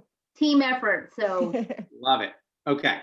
So why don't you all kick us off on this conversation, and then we'll dive into it as a full council. Great. Thanks, David. So I want to just go through a couple of slides and then I'll turn it over to Hannah. The implementation section that we included in the detailed outline had three major components. The first was the implementation chart, you know, that with every action we have an associated outcome. And so being really clear about who is going to do what and when they're going to do it, that's a really important piece of implementing our climate action plan. The second piece of implementation is around metrics and how do we highlight and communicate to people about the effectiveness of the strategies and the climate action plan, both internally so that we're watching and adjusting because a new plan is due every 4 years and we have the opportunity to kind of course correct as we go. And also so that we're communicating to external stakeholders and our partners about what is happening and what's working and what isn't. So, and then the third and final piece is really around funding. And we put a discussion in the detailed outline based on the discussion that we had at the last Climate Council meeting, and Hannah's going to talk a lot about that before we move into discussion mode. So I think the first thing I wanted to highlight is the updated greenhouse gas modeling that we're working to finalize, and again to flag that we're going to do a webinar on November 2nd. We're still finalizing the timing, but the idea here is you've seen a previous version of this chart, which is on this slide here. It tries to demonstrate how the different actions that we take in the various sectors add up to meet the greenhouse goals that we've established. So what is the percent reduction in the transmission and the transportation sector? What is the percent reduction in the building sector? And then what we can take from those are what does that mean for our particular outcomes? If we need to reduce emissions in the transportation sector by X% by 2030 and X% by 2050, what does that mean for the number of EVs? So I just want to highlight again the connection between the modeling and the outcomes that we want to track, and also just acknowledge the uncertainty around modeling, right? That a lot will change between now and 2030. A lot more will change between now and 2050. Ken Coburn has a great story about the initial projections for the cell phone and how much that device has changed the way we live our lives. So just want to acknowledge that the modeling gives us a path forward and helps us understand the significance of the actions that we need to undertake, but it's definitely difficult to predict those things with precision. So there's a little bit of a qualitative nature to this too that I want to acknowledge. Cassie, would you move to the next slide, please? So when we think about priority metrics, there's a nice description in the detailed outline of the different kinds of things that we want to measure. And so you can measure the actions that you take. And so those are the incentives that you provide and the programs that you stand up and the technical assistance that goes out and the projects that get built. And then you can also measure the impacts of those actions that you take. And I want to just remind everybody that DEP does this biennial emissions report. And so that's an important piece of how we will track our progress going forward. That includes emissions by sector. And also starting with the next report will importantly include accounting for the sequestration of our emissions as well. So that's going to be a really key component of how we track our progress going forward. And next slide, please. And then I also want to acknowledge that in that detailed outline, there are many, many outcomes, right? Because there's the strategies and then the action areas and then specific actions. And each action we're trying to associate an outcome with. The example I gave earlier was the incentives that would lead to increased numbers of EV purchases and lead to reductions in our transportation sector emissions. So there's a lot of different outcomes, and one of the things that we're proposing is to create a dashboard of priority metrics. So amongst all of those outcomes, to pick several that really, really communicate at a high level the effectiveness of Maine's climate action strategies. and can be a really good tool for effective communication. So going back to Cassie's highlight of the new engage and communicate strategy, thinking about how we can use a dashboard to communicate, again, to ourselves, to our partners, to external audiences about the effectiveness of the work that the Climate Council is doing. And so we have a set of suggested priority metrics that we included that I just want to briefly highlight, and then I think this is an important part of our discussion. So, you know, a metric could be for under clean energy could be the percent toward the Maine RPS. You know, are we achieving our clean energy goals? We could measure the number and the percentage increase of green jobs, and thinking about Matt's suggestion around good green jobs. We could measure broadband. Broadband comes up over and over in this plan as an important activity. And so measuring that would be important in terms of communicating progress. The number of EVs, number of homes weatherized, and number of heat pumps that we install. Those could all be really good communication tools to help people understand the progress that we're making toward our goals. For sequestration, we could think about counting number of acres, number of communities that are taking action, that are doing their own planning for climate change, thinking about their priority actions they want to take and taking action on those plans. And then investment, and this kind of leads into Hannah's discussion when we think about the dollars that we're pulling down from federal resources, from philanthropy, how we're leveraging limited state resources. I think that could be another important metric. And then we also wanted to highlight that there's not an easy sort of one metric for equity. So working with that equity subcommittee as we think about how we measure and track our progress in terms of the equity outcomes that we want to receive and that we want to achieve. And so thinking about how we take those specific measurements and communicate about them. So again, the idea is that we have lots of outcomes that are embedded into the action plan, but it's difficult to communicate about how 40 different things are moving. And so want to suggest the idea of creating this dashboard of indicators that at a high level would really help us from a communications perspective, I think. And with that, I'll turn it over to Hannah. Great, Sarah. Next slide. So, I mean, I actually, just building off of what Sarah just said, I think that last slide of priority metrics is, I think, where David's going to lead our conversation. And I think those are certainly not final, and there's sort of pros and cons to some of the specifics.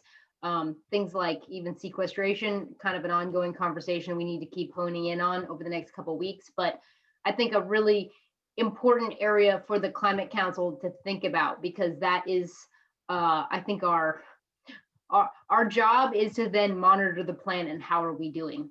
I would say, so now moving to funding and financing, clearly, as we said in the discussion, climate action cannot occur in many arenas that we have suggested without some form of funding and finance. So we clearly, over the long term, need to accomplish an ambitious plan, we need ambitious investment strategies. I think we had a pretty full discussion, so I won't go through sort of every gory detail, but clearly the state budget is challenged, and that's challenging every department, challenging state revenues, as well as family budgets.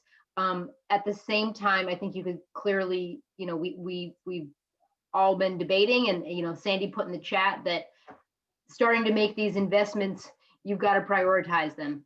So that's clearly, I think, where we are. So next slide.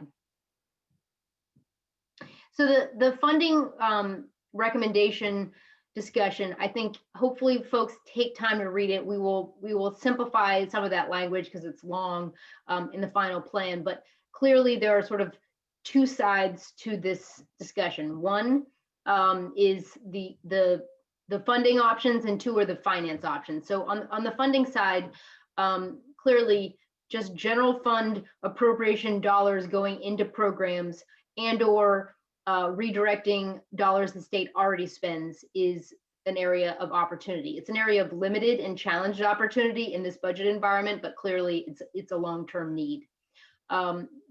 The governor has been clear, as you know, it's certainly a discussion in the governor's economic recovery committee, that a bold investment package through general fund bonds, revenue fund bonds are also an option if you have a revenue source, but that is, I think, an opportunity that we really should look to even for this January. How do we put forward climate strategies that would fit within a state borrowing package? Folks like Commissioner Van Note could certainly weigh in on it, because I think that's really how Maine is doing a lot of its transportation funding at this point.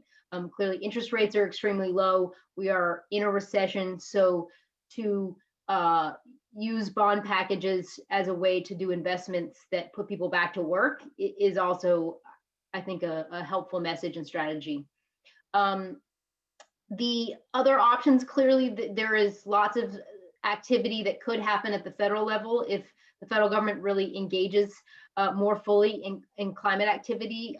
Some of the proposals in the House are clearly very, very ambitious, provide a great deal of funding for both mitigation and adaptation programs in the states, and could be game changers for us. So obviously we'll all be kind of closely tracking what happens. And those would be, I think every area of our climate recommendation, from a climate core to weatherization to, national EV grants, they're being discussed at the federal level. So if that came to pass, sort of our plan is a really good framework for implementing that kind of work. I know Lydia has brought up kind of how do we make the polluters pay? And I think there is discussion, and we'll bring the Attorney General at some point to the Climate Council to talk about work he's doing nationally. But Maine has already been using our VW settlement from the emissions cheating scandal to really jumpstart a lot of our clean energy programs. The incentives as well as the charging we are installing in our state has come from that settlement. There's other upcoming and current sort of power project community benefit stipulations that will provide and have in the past provided funds to the state that could be, again, significant in the coming years. And I think as Sandy has actually helped to lead, I think philanthropy has sort of helped with pilot work, with kind of critical short-term capacity work. And obviously the private sector is also, a big part of this overall package. The funding section also kind of discusses what's been put on the table. Several groups recommended a green bank or some kind of similar finance entity, sort of retuning a couple of our current finance entities so they had both expertise and capitalization to do more green work. And I guess that work is everything from efficiency to adaptation and resiliency. So it's sort of I would say this is an area that requires additional focus and study, but clearly there's a priority need coming out of this plan for additional finance entities to make it work. Things again like you've heard it today, the Maine Infrastructure Fund has been proposed, and that really would be about how do we fund community work, provide the match for federal funding. I think that's a priority area that could fit into a state borrowing context. An additional entity that was proposed is a power development authority. So again, on the table as a kind of how do we provide lower cost capital for significant energy work that is part of what the power sector transformation process has proposed to study ideas like that. Things like a consumer-owned utility would also fit in that kind of context. I think there's been agreement and the legislature almost passed CPACE financing, which again, Sarah mentioned it earlier, but helping businesses finance clean energy and efficiency through traditional banks, through CPACE financing. And then the last thing, the state right now gets significant benefit from Strategie, which is a multi-state carbon market. TCI has been on the table. There has been, I know a lot of you have received communications about a federal carbon program. So I think all of those things could offer promise for Maine's ability to accomplish this work. So the intent of the funding discussion is to put some ideas out there to really make it clear that this work won't happen without state, federal, and private investment, and that we need additional entities to help us take this stuff to the next level. The Climate Council, we are not appropriators. That is really up to the governor, the legislature, the federal government. But I think it's our sort of charge to put the ideas out there and then push aggressively for the actions, and then push those who make funding decisions to prioritize these items. So that's sort of how we're proposing to deal with the implementation. So I think there's these 3 levels of what are the metrics, how are we going to pay for it, and then the kind of who is doing the work through the implementation. Again, you saw a very extensive implementation chart that Sarah proposed. We're not going to put the whole thing into the climate action plan, but really clarifying that there are outcomes, there are years we want to accomplish these things, and there are people who are going to be responsible for making them happen. So I think with that, turn it back to David, and really interested in hearing everybody's thoughts, because I know that I've heard from many of you that this is the area of interest. We don't want to make a plan that sits on a shelf. We want to understand how it is going to happen, or how we can push for it to happen, or how we can hold people accountable for making it happen. So I think that's really an important discussion for everyone today. Great, thanks, Hannah and Sarah. So this is a tricky moment, right? Because there's a lot of different things going on. I just put in the chat kind of a framing question here, right? Which is, how do you feel about this, right? How do you feel about these big picture implementation ideas? Do they include the components that will allow your report to have impact beyond our final meeting this year? I think Hannah's told you that you're on the hook for a couple more years, actually, with meetings and quarterly meetings or something like that. But in terms of the big push to get this plan out the door, are we getting the components together so that we feel confident that what you're doing will have impact? So welcome thoughts. The chat's been very active, or there's a suggestion from Senator Carson there around working with banks. What other reactions do you have when you hear Sarah and Hannah start to talk about these big components of implementation? I can start if you want. I think that it's really very good. I like the indicators.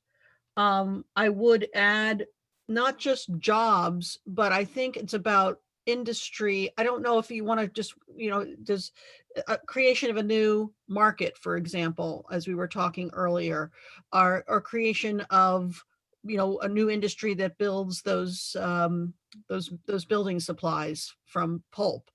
How about that kind of metric? Is that all part of the green jobs, or should that be separate? I welcome anybody to chime in on that, whether from the GoPIF team or others. Can we say something more about sort of the innovation and in the markets that are created? Yeah, I mean, I think it's a good suggestion, Lydia. I think it's a challenging area to provide a metric around, because it's sort of like, I think as we would all say, like, if we could, Pat, many folks are thinking about how do we bring a CLT plant to Maine, for example, like, that would be like a huge win. Like, that would be like a, highlight of our success here. So I think the metrics around some of those questions is a good question and a hard one to answer. Great. Other reactions? Judy, go ahead, please. Thank you, David. Two thoughts. I guess one's a question. We had recommended modifying the TIF law to allow it to cover resilience projects. And I'm sorry, I don't actually know if it already does that. Is that one reason that it's not in there? Or did it just kind of get lost? Because I really think there's an opportunity there for it to cover, be expanded if it doesn't already do so, to cover resilience projects. And then the other is in that rubric of financing options, one of the things we talked about a lot in this strategy in the resilience group was sources of money, but we also talked about incentives and efficiencies and leverage. And I wonder if there's in this section a discussion around that.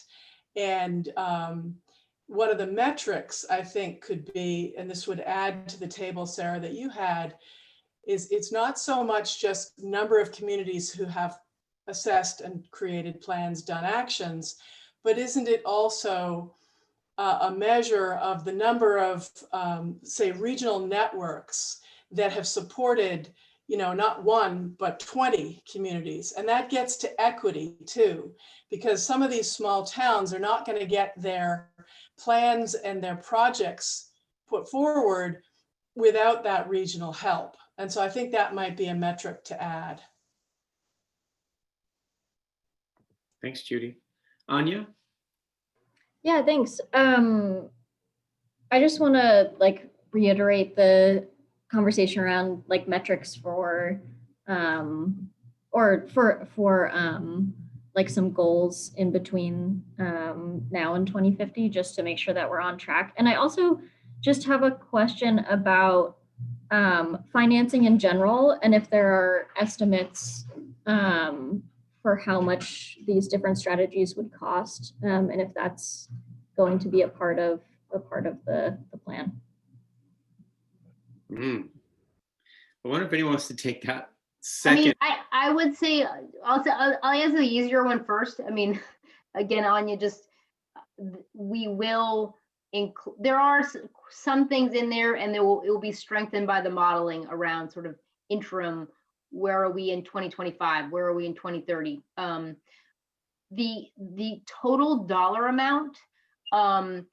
It got some discussion, certainly, like in ERG's reports. You know, the number of projects currently stacked up in for sort of major adaptation. Just, I don't know, the $300 million plus thing. But I mean, I think you probably could add up every idea we've come up with and come up with many billions of dollars of cost. I mean, certainly Michael Stoddard could tell you what each additional heat pump, EV charging. I mean, we have some of those incremental costs across the board, but some of them are a lot more difficult to predict. I mean, I'd say on the resilience and adaptation side, I think it's very unknown and overwhelming. And, you know, we could, again, just some of the basic capacity for staffing, you know, additional scientific monitoring. Again, we have some understanding of that, but it's actually, when you put it all together, it's quite significant and probably unattainable in the coming year or two. But I think that working towards not the one big number, but sort of areas of cost in different areas that are prioritized are needed. I mean, again, Commissioner Van Note could probably tell you the overall backlog of transportation infrastructure needs, and then adding some resilience to that would be a whole lot more number. So I won't overwhelm, but I think it's a very well-placed point, Anya. So, but I don't have a great answer.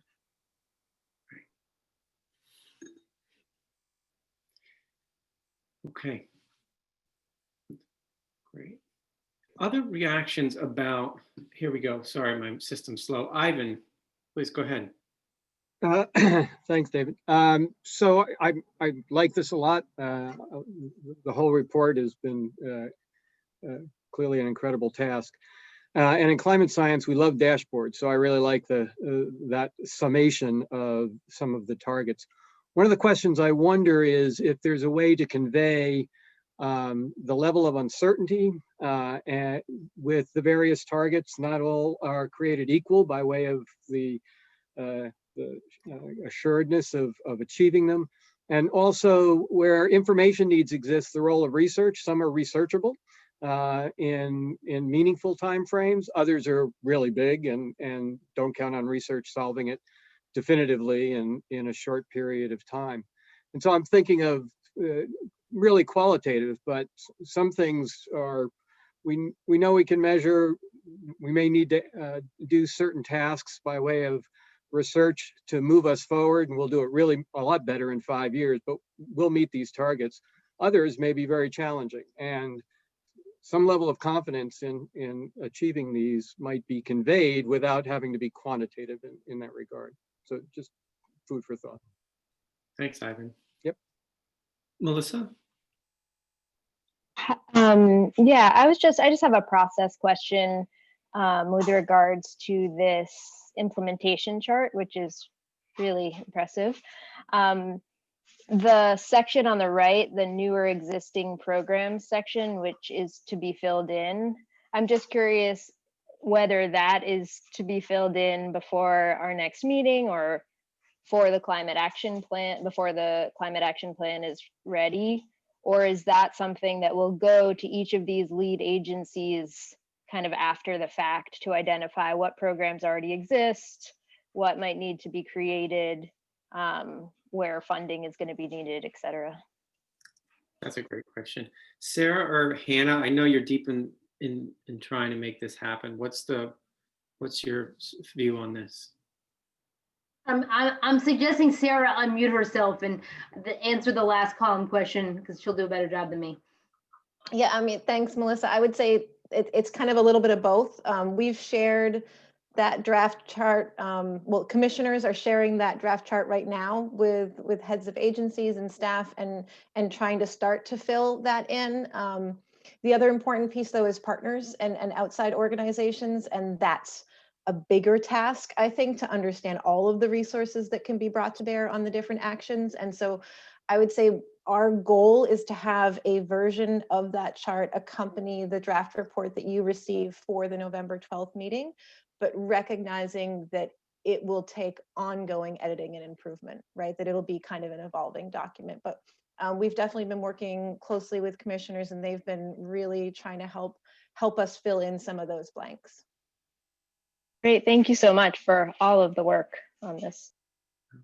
And one thing I'll reiterate as well is, and Sarah had mentioned this at the beginning, that the draft report is the guiding document for the first 3 columns. So the first 3 columns of that implementation chart will pull whatever changes are being made and put that in. So the implementation plan, that implementation chart, excuse me, will change based on your agreements in the draft report. And then the final 2 columns is work that needs to get done, and hopefully will get done ahead of November 12th. If not, it will continue to. Pat, go ahead, please.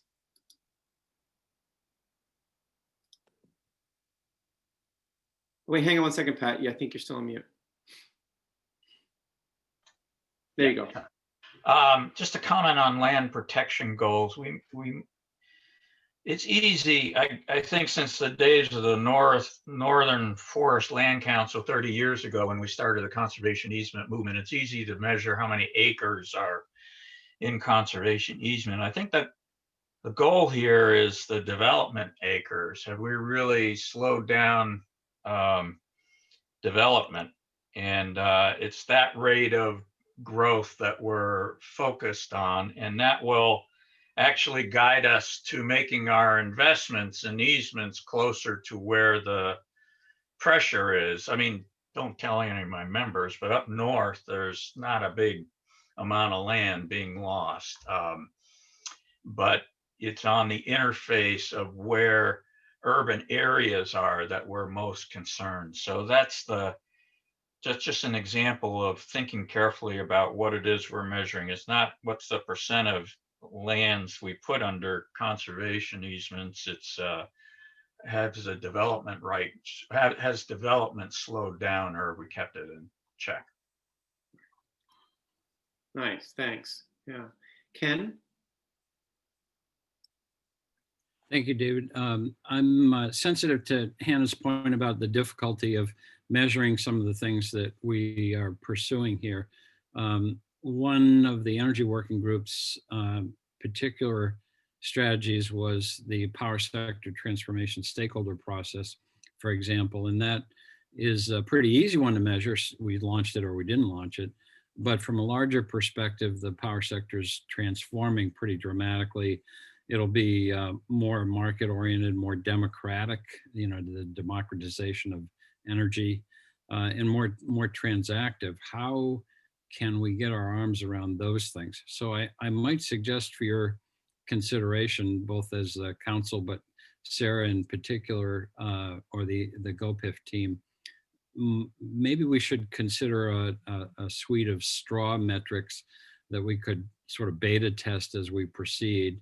The key ones you've outlined, but some others with respect to financing or dollars per energy per dollar gross state product or something that we may be able to better get our arms around the changing energy system of the state going forward might be a good pursuit. Thanks. Thanks, Ken. I got an internal from Lori. Lori, if you want to jump in, please do. Thanks, David. I can't seem to find a hand to wave. So I think Ken made some good points on metrics. Love the dashboard. Definitely agree that visual and being able to show progress over time is going to be really critical as we think about external communications. And also love the comments about how we can show, in essence, some maybe easier short-term, kind of looking at the metrics and the things that are going to be pretty easy to quantify and that we can show progress versus the ones that are going to be a little bit more challenging. And I think that's just going to take some real thought on how that gets presented. I want to go back, thinking a little out loud here, but going back to Judy's comments about the regional opportunities, as I think about some of the very small communities we work with through our H-Friendly network, who are just really trying to survive, the way we, and thinking, towns with very small populations, and we may think, well, that's not where we need to potentially start. But you could look at a set of, you could look at, how many communities are really engaged. How do we see that build beyond some of the places we're going to assume will engage?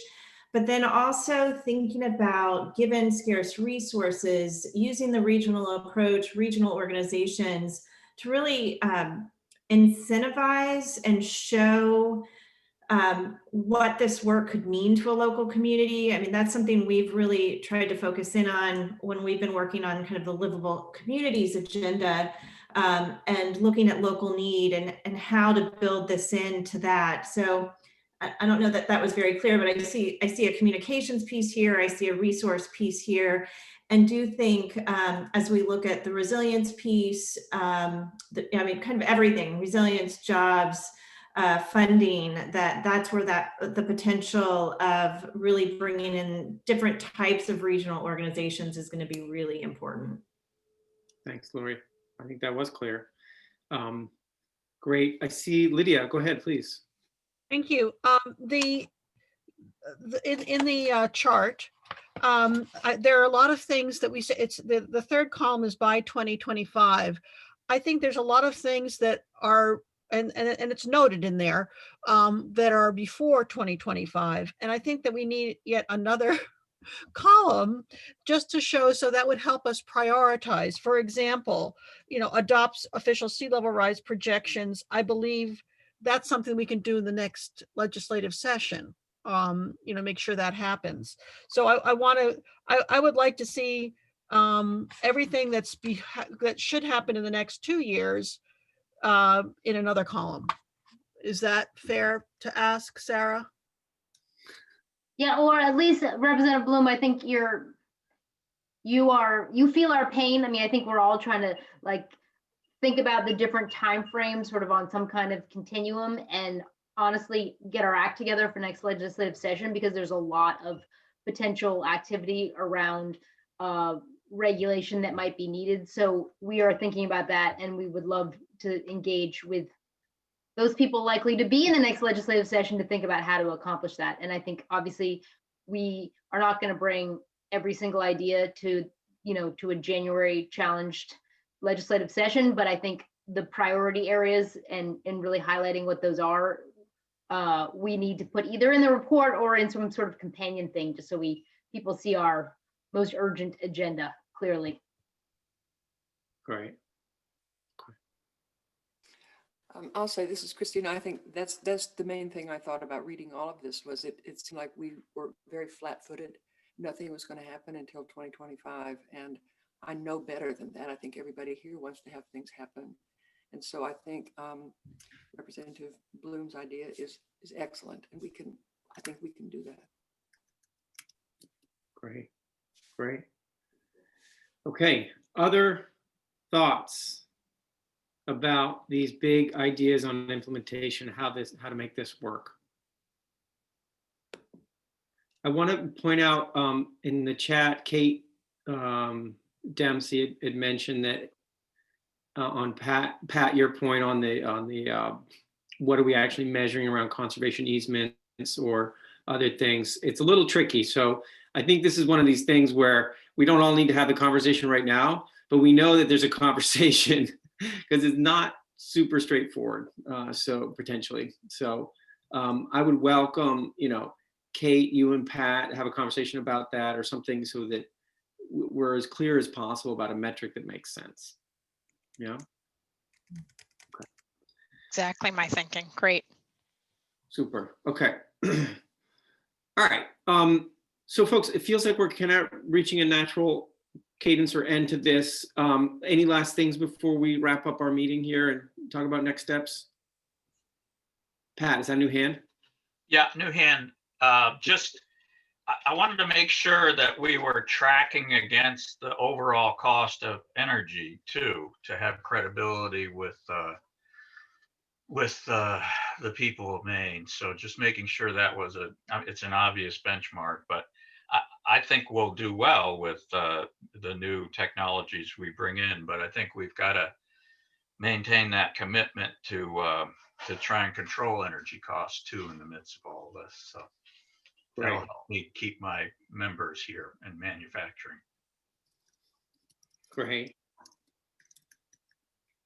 Okay, so let's talk about next steps then. Oh, sorry. Representative Bloom, go ahead, please. I'm sorry. Thank you. I wanted to talk about the equity subcommittee. I wanted to get a little more clarification on that.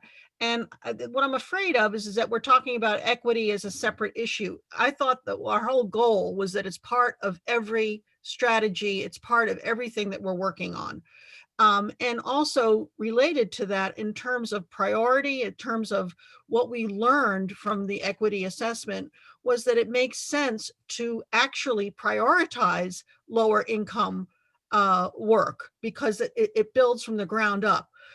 That's what I thought, that one of the things that we really haven't made clear, we want to have equity, but are we going to prioritize equity in our policy? So that was something that and also I just wanted to hear a little bit more about this equity subcommittee, how you think that should be, because again, that should be throughout anyway, one should hope. I wonder. I mean, I think, Lydia, I think your point is good. And I mean, I'd love to have actually other people weigh in on that because I know we've gotten some different opinions from Maine Climate Council members. I mean, I think I even made a similar point to you, and then other people said, well, if you don't have kind of a focus on equity and looking across all the strategies for implementation, then it also gets lost. So I'm just wondering if anybody else sort of who's had strong opinions on this wants to weigh in.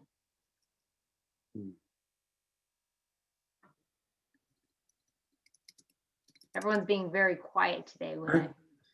I feel like, I think maybe it's helpful. Yeah, Michael, you want to weigh in? Not really, but I will.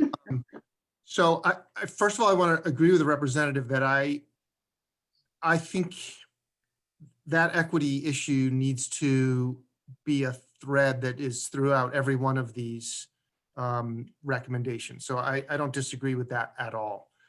At the same time, I just want to flag what I think will prove to be an inherent tension where I can say, speaking from the perspective of the organization that I work at, our heretofore, our focus has been given to us by legislation on other priorities. So it was either to save the most amount of energy or save the most amount of greenhouse gases. So just, we should recognize, and I hope that the final plan will acknowledge that there is some built-in tensions here, because now you're introducing another priority. And I don't know, I'm just a little wary that the outcome would be that that's the only priority. Don't think about those other ones, because just as an example, I'll use the LED light bulb as a good example. Part of what our objective and our mission has been is to facilitate what we call market transformation.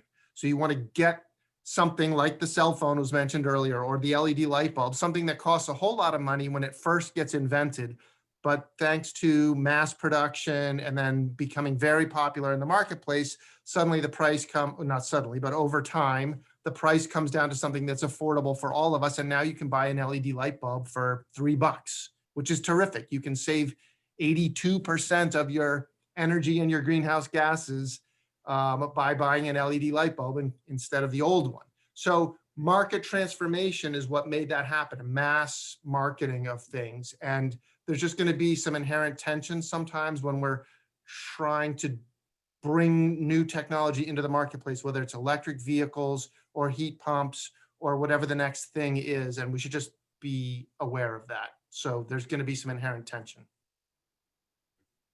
Thanks, Michael. By the way, I'm sorry, I don't want to suggest for a second that you shouldn't put your thumb on the scale to ensure that there's equity. And so that's why all the programs that we run have an element that is targeted towards lower and moderate income Mainers and small businesses to, for example, provide bigger incentives, or in some case, full payment of those kinds of things. But just understand that the more dollars you put onto that, the less dollars you can put onto other things to speed up the market transformation.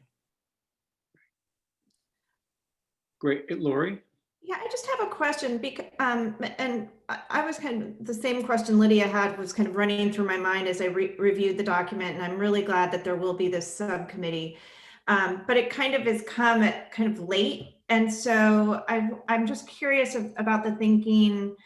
And I guess going to Lydia's question too, kind of what, when would this group come together, and how do we start to interweave that in without slowing down all of the progress we've made, but recognizing there may be points as we look at year one and what's possible, year two, year three, and so on, to build in this piece. And I mean, they're difficult conversations. I mean, so much of this comes down to funding, and there are some things you can do to protect low-income people and make sure that they have access to programs that help them. But of course, there's a cost to that.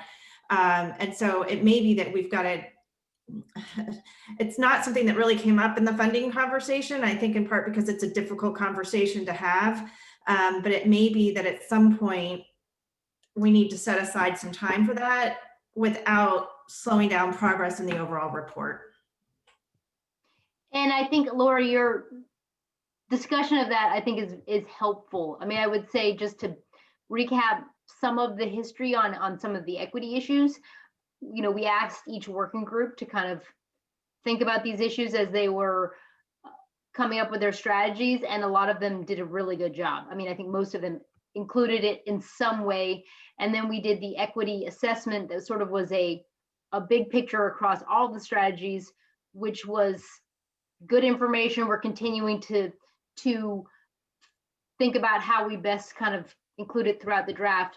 But then the recommendation of that report is you need an ongoing focus. And I think we don't have, for example, as many like metrics around specific outcomes for moderate to low income Mainers or rural Mainers or other types of communities that we want to specifically address. So I think the idea of the group, of the subcommittee, would be to help set some of those metrics and then monitor them, sort of additional layer. And I don't know, I would see it probably starting, early next year to kind of think about our implementation plan. I actually think it would be helpful to be mostly Climate Council members who are already focused on these issues, with maybe a few additional outside folks with additional perspectives, but I think that's sort of a question for all of you.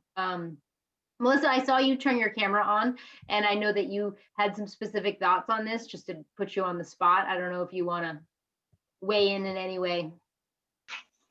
Sure, yeah. I mean, I think that you touched on what my interpretation of the equity subcommittee has been, that, you know, it was a recommendation of the equity assessment, and that it would be to help with implementation of all the strategies coming out of the climate action plan, just to have a group that's focused on, sorry, baby, just to have a group that's focused on, is this addressing our most vulnerable populations? Have we considered whether this will have a positive or negative impact on our most vulnerable communities? Yeah. One thing I'll note is that I think you can say with confidence as a council that the issue of equity and the equity lens has been very strongly present in the past months as this report has come together. And you can see it across that document.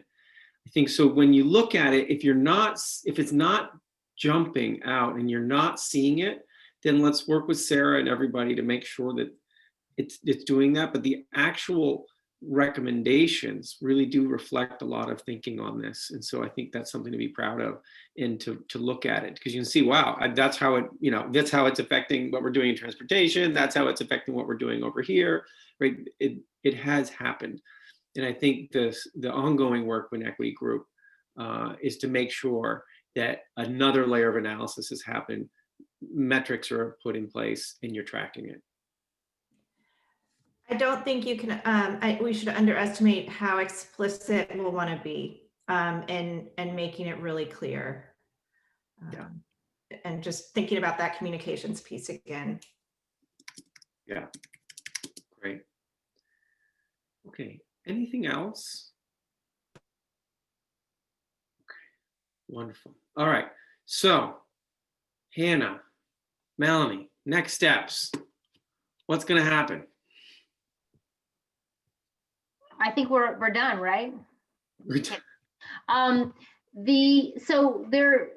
I really appreciate everybody digging in today, and I would say a lot of you are having communications with us already, but I would say like now is the time to really deeply read this draft. We've heard your comments, and we'll find ways to, I think, focus on the areas and the kind of communication in this that are missing. So please don't hold back, you know, additional thoughts and comments. Again, we're not going to change any kind of radical policy in here without everyone's understanding, but I think all of you represent different perspectives and concerns. And so just stay in touch in the coming weeks, because we are really in the final stretch. So just to remind you of that final stretch, November 2nd, we will schedule an additional modeling and metrics meeting. And I think, you know, that sounds boring, but it's actually kind of the core of the entire plan. It kind of further puts numbers, especially on the mitigation side, to things that we will need to do to get to our 2030 goals. And I think, again, to the point Anya made a couple times, it will say, all right, so to have this number of heat pumps installed by 2030, well, here's where we're going to need to be by 2025. And you know, same thing for weatherization and cleaner cars and a number of the other things that we've spent a lot of time talking about. So please make time for that. And again, we'll record it and share the information if you aren't able to attend. I think by the end of that week, we will be, not I think, Sarah, I'm looking at Sarah because she's a taskmaster. We will be sending you a final draft, and that will be you know, still being edited and adding pretty pictures and all of that, but it will be the content that we want you to weigh in on before we finalize this. So we are thinking about a couple different strategies, from, you know, including a short survey, potentially additional, you know, conversations where you have concerns. But between November 4th and November 12th, we'll really be trying to gauge how are people feeling. Is there anything make or break in here that you have anxieties concerns with, want to go further. And November 12th is the meeting where we get together and ideally approve this plan. That again, that gives us a couple weeks to make it a really good document to be shared with the public by December 1. Especially the governor and legislature is our kind of key public, but this is really trying to create a document that the people of Maine can read and understand. So that is where we are. I think David has talked about some of the different strategies we'll use to come to consensus on the document. There will be, opportunity if people have a specific problem in one area, they can't sign off on one component. We have some pathways for people to dissent in certain areas, but I think we're obviously trying to come up with a consensus document, and that's hard work, but I think everyone has done a really good job about being honest about their concerns. So keep doing that. Everyone is their own individual person. You can do what you want, but I think we want to find something that everyone can live with. So that is what we're working towards. That's what Melanie and I are again open for individual conversations.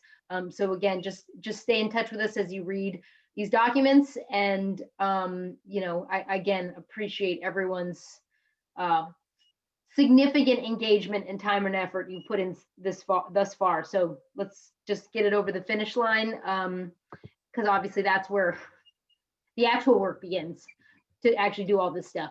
So any kind of questions or thoughts just on that timeline, or especially process wise, what happens in the next, I want to say that's only 4 weeks. So. Or less. I'll mention 2 things quickly. Hannah mentioned, is this something we all can live with, right? And that's going to be our bar for reaching consensus. Can we all live with this as a package that goes out into the world? But there's another piece that we're going to be testing on, which is how inspired are we by this, right? So we're going to put that out there as well, our inspirometer of like, how are we doing on this? Because it has to inspire us if we want to inspire others. So we need to live with it, and we need to be inspired by it. And we're going to be testing those amongst all of you as the counselors whose plan this is. Senator Carson. I'm not hearing you. Thank you. Thank you, David. No, I take off mute. I think that there's a third question that I urge us to ask. And the way the people of Maine have responded to, and by and large, honored and respected the need for basic public health protections during the course of the pandemic is what brings this to mind. The third question is, beyond can we live with it and are we inspired by it, is this a document that we and state government, irrespective of the political affiliation of the administration, and there will obviously be some changes, is this a document, is this a plan that will make sense for the people of Maine, that we will understand, buy into, take ownership of, so that as we move forward, while it may not be easy and there may be some financial difficulties and even sacrifices, we're doing what we need to do with an understanding and sense of, if not pride, ownership, so that as we move forward, we're really doing what needs to be done. I think that's the broader question, is one of whether people in general, not 100%, but people in general will embrace this so that it is really good for the state of Maine. I urge that be a third lens through which we view this. Thank you. Thank you very much. That's great.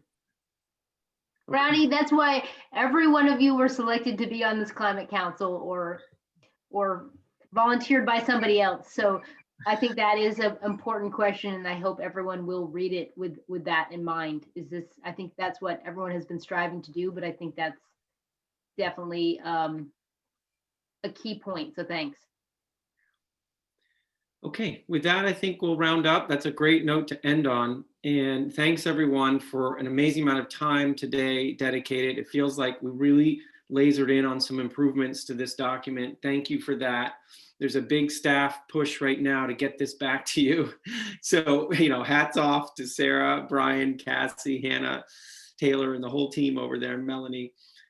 So we will see you on November 2nd at a time to be determined. You know, and thanks everyone for this final push.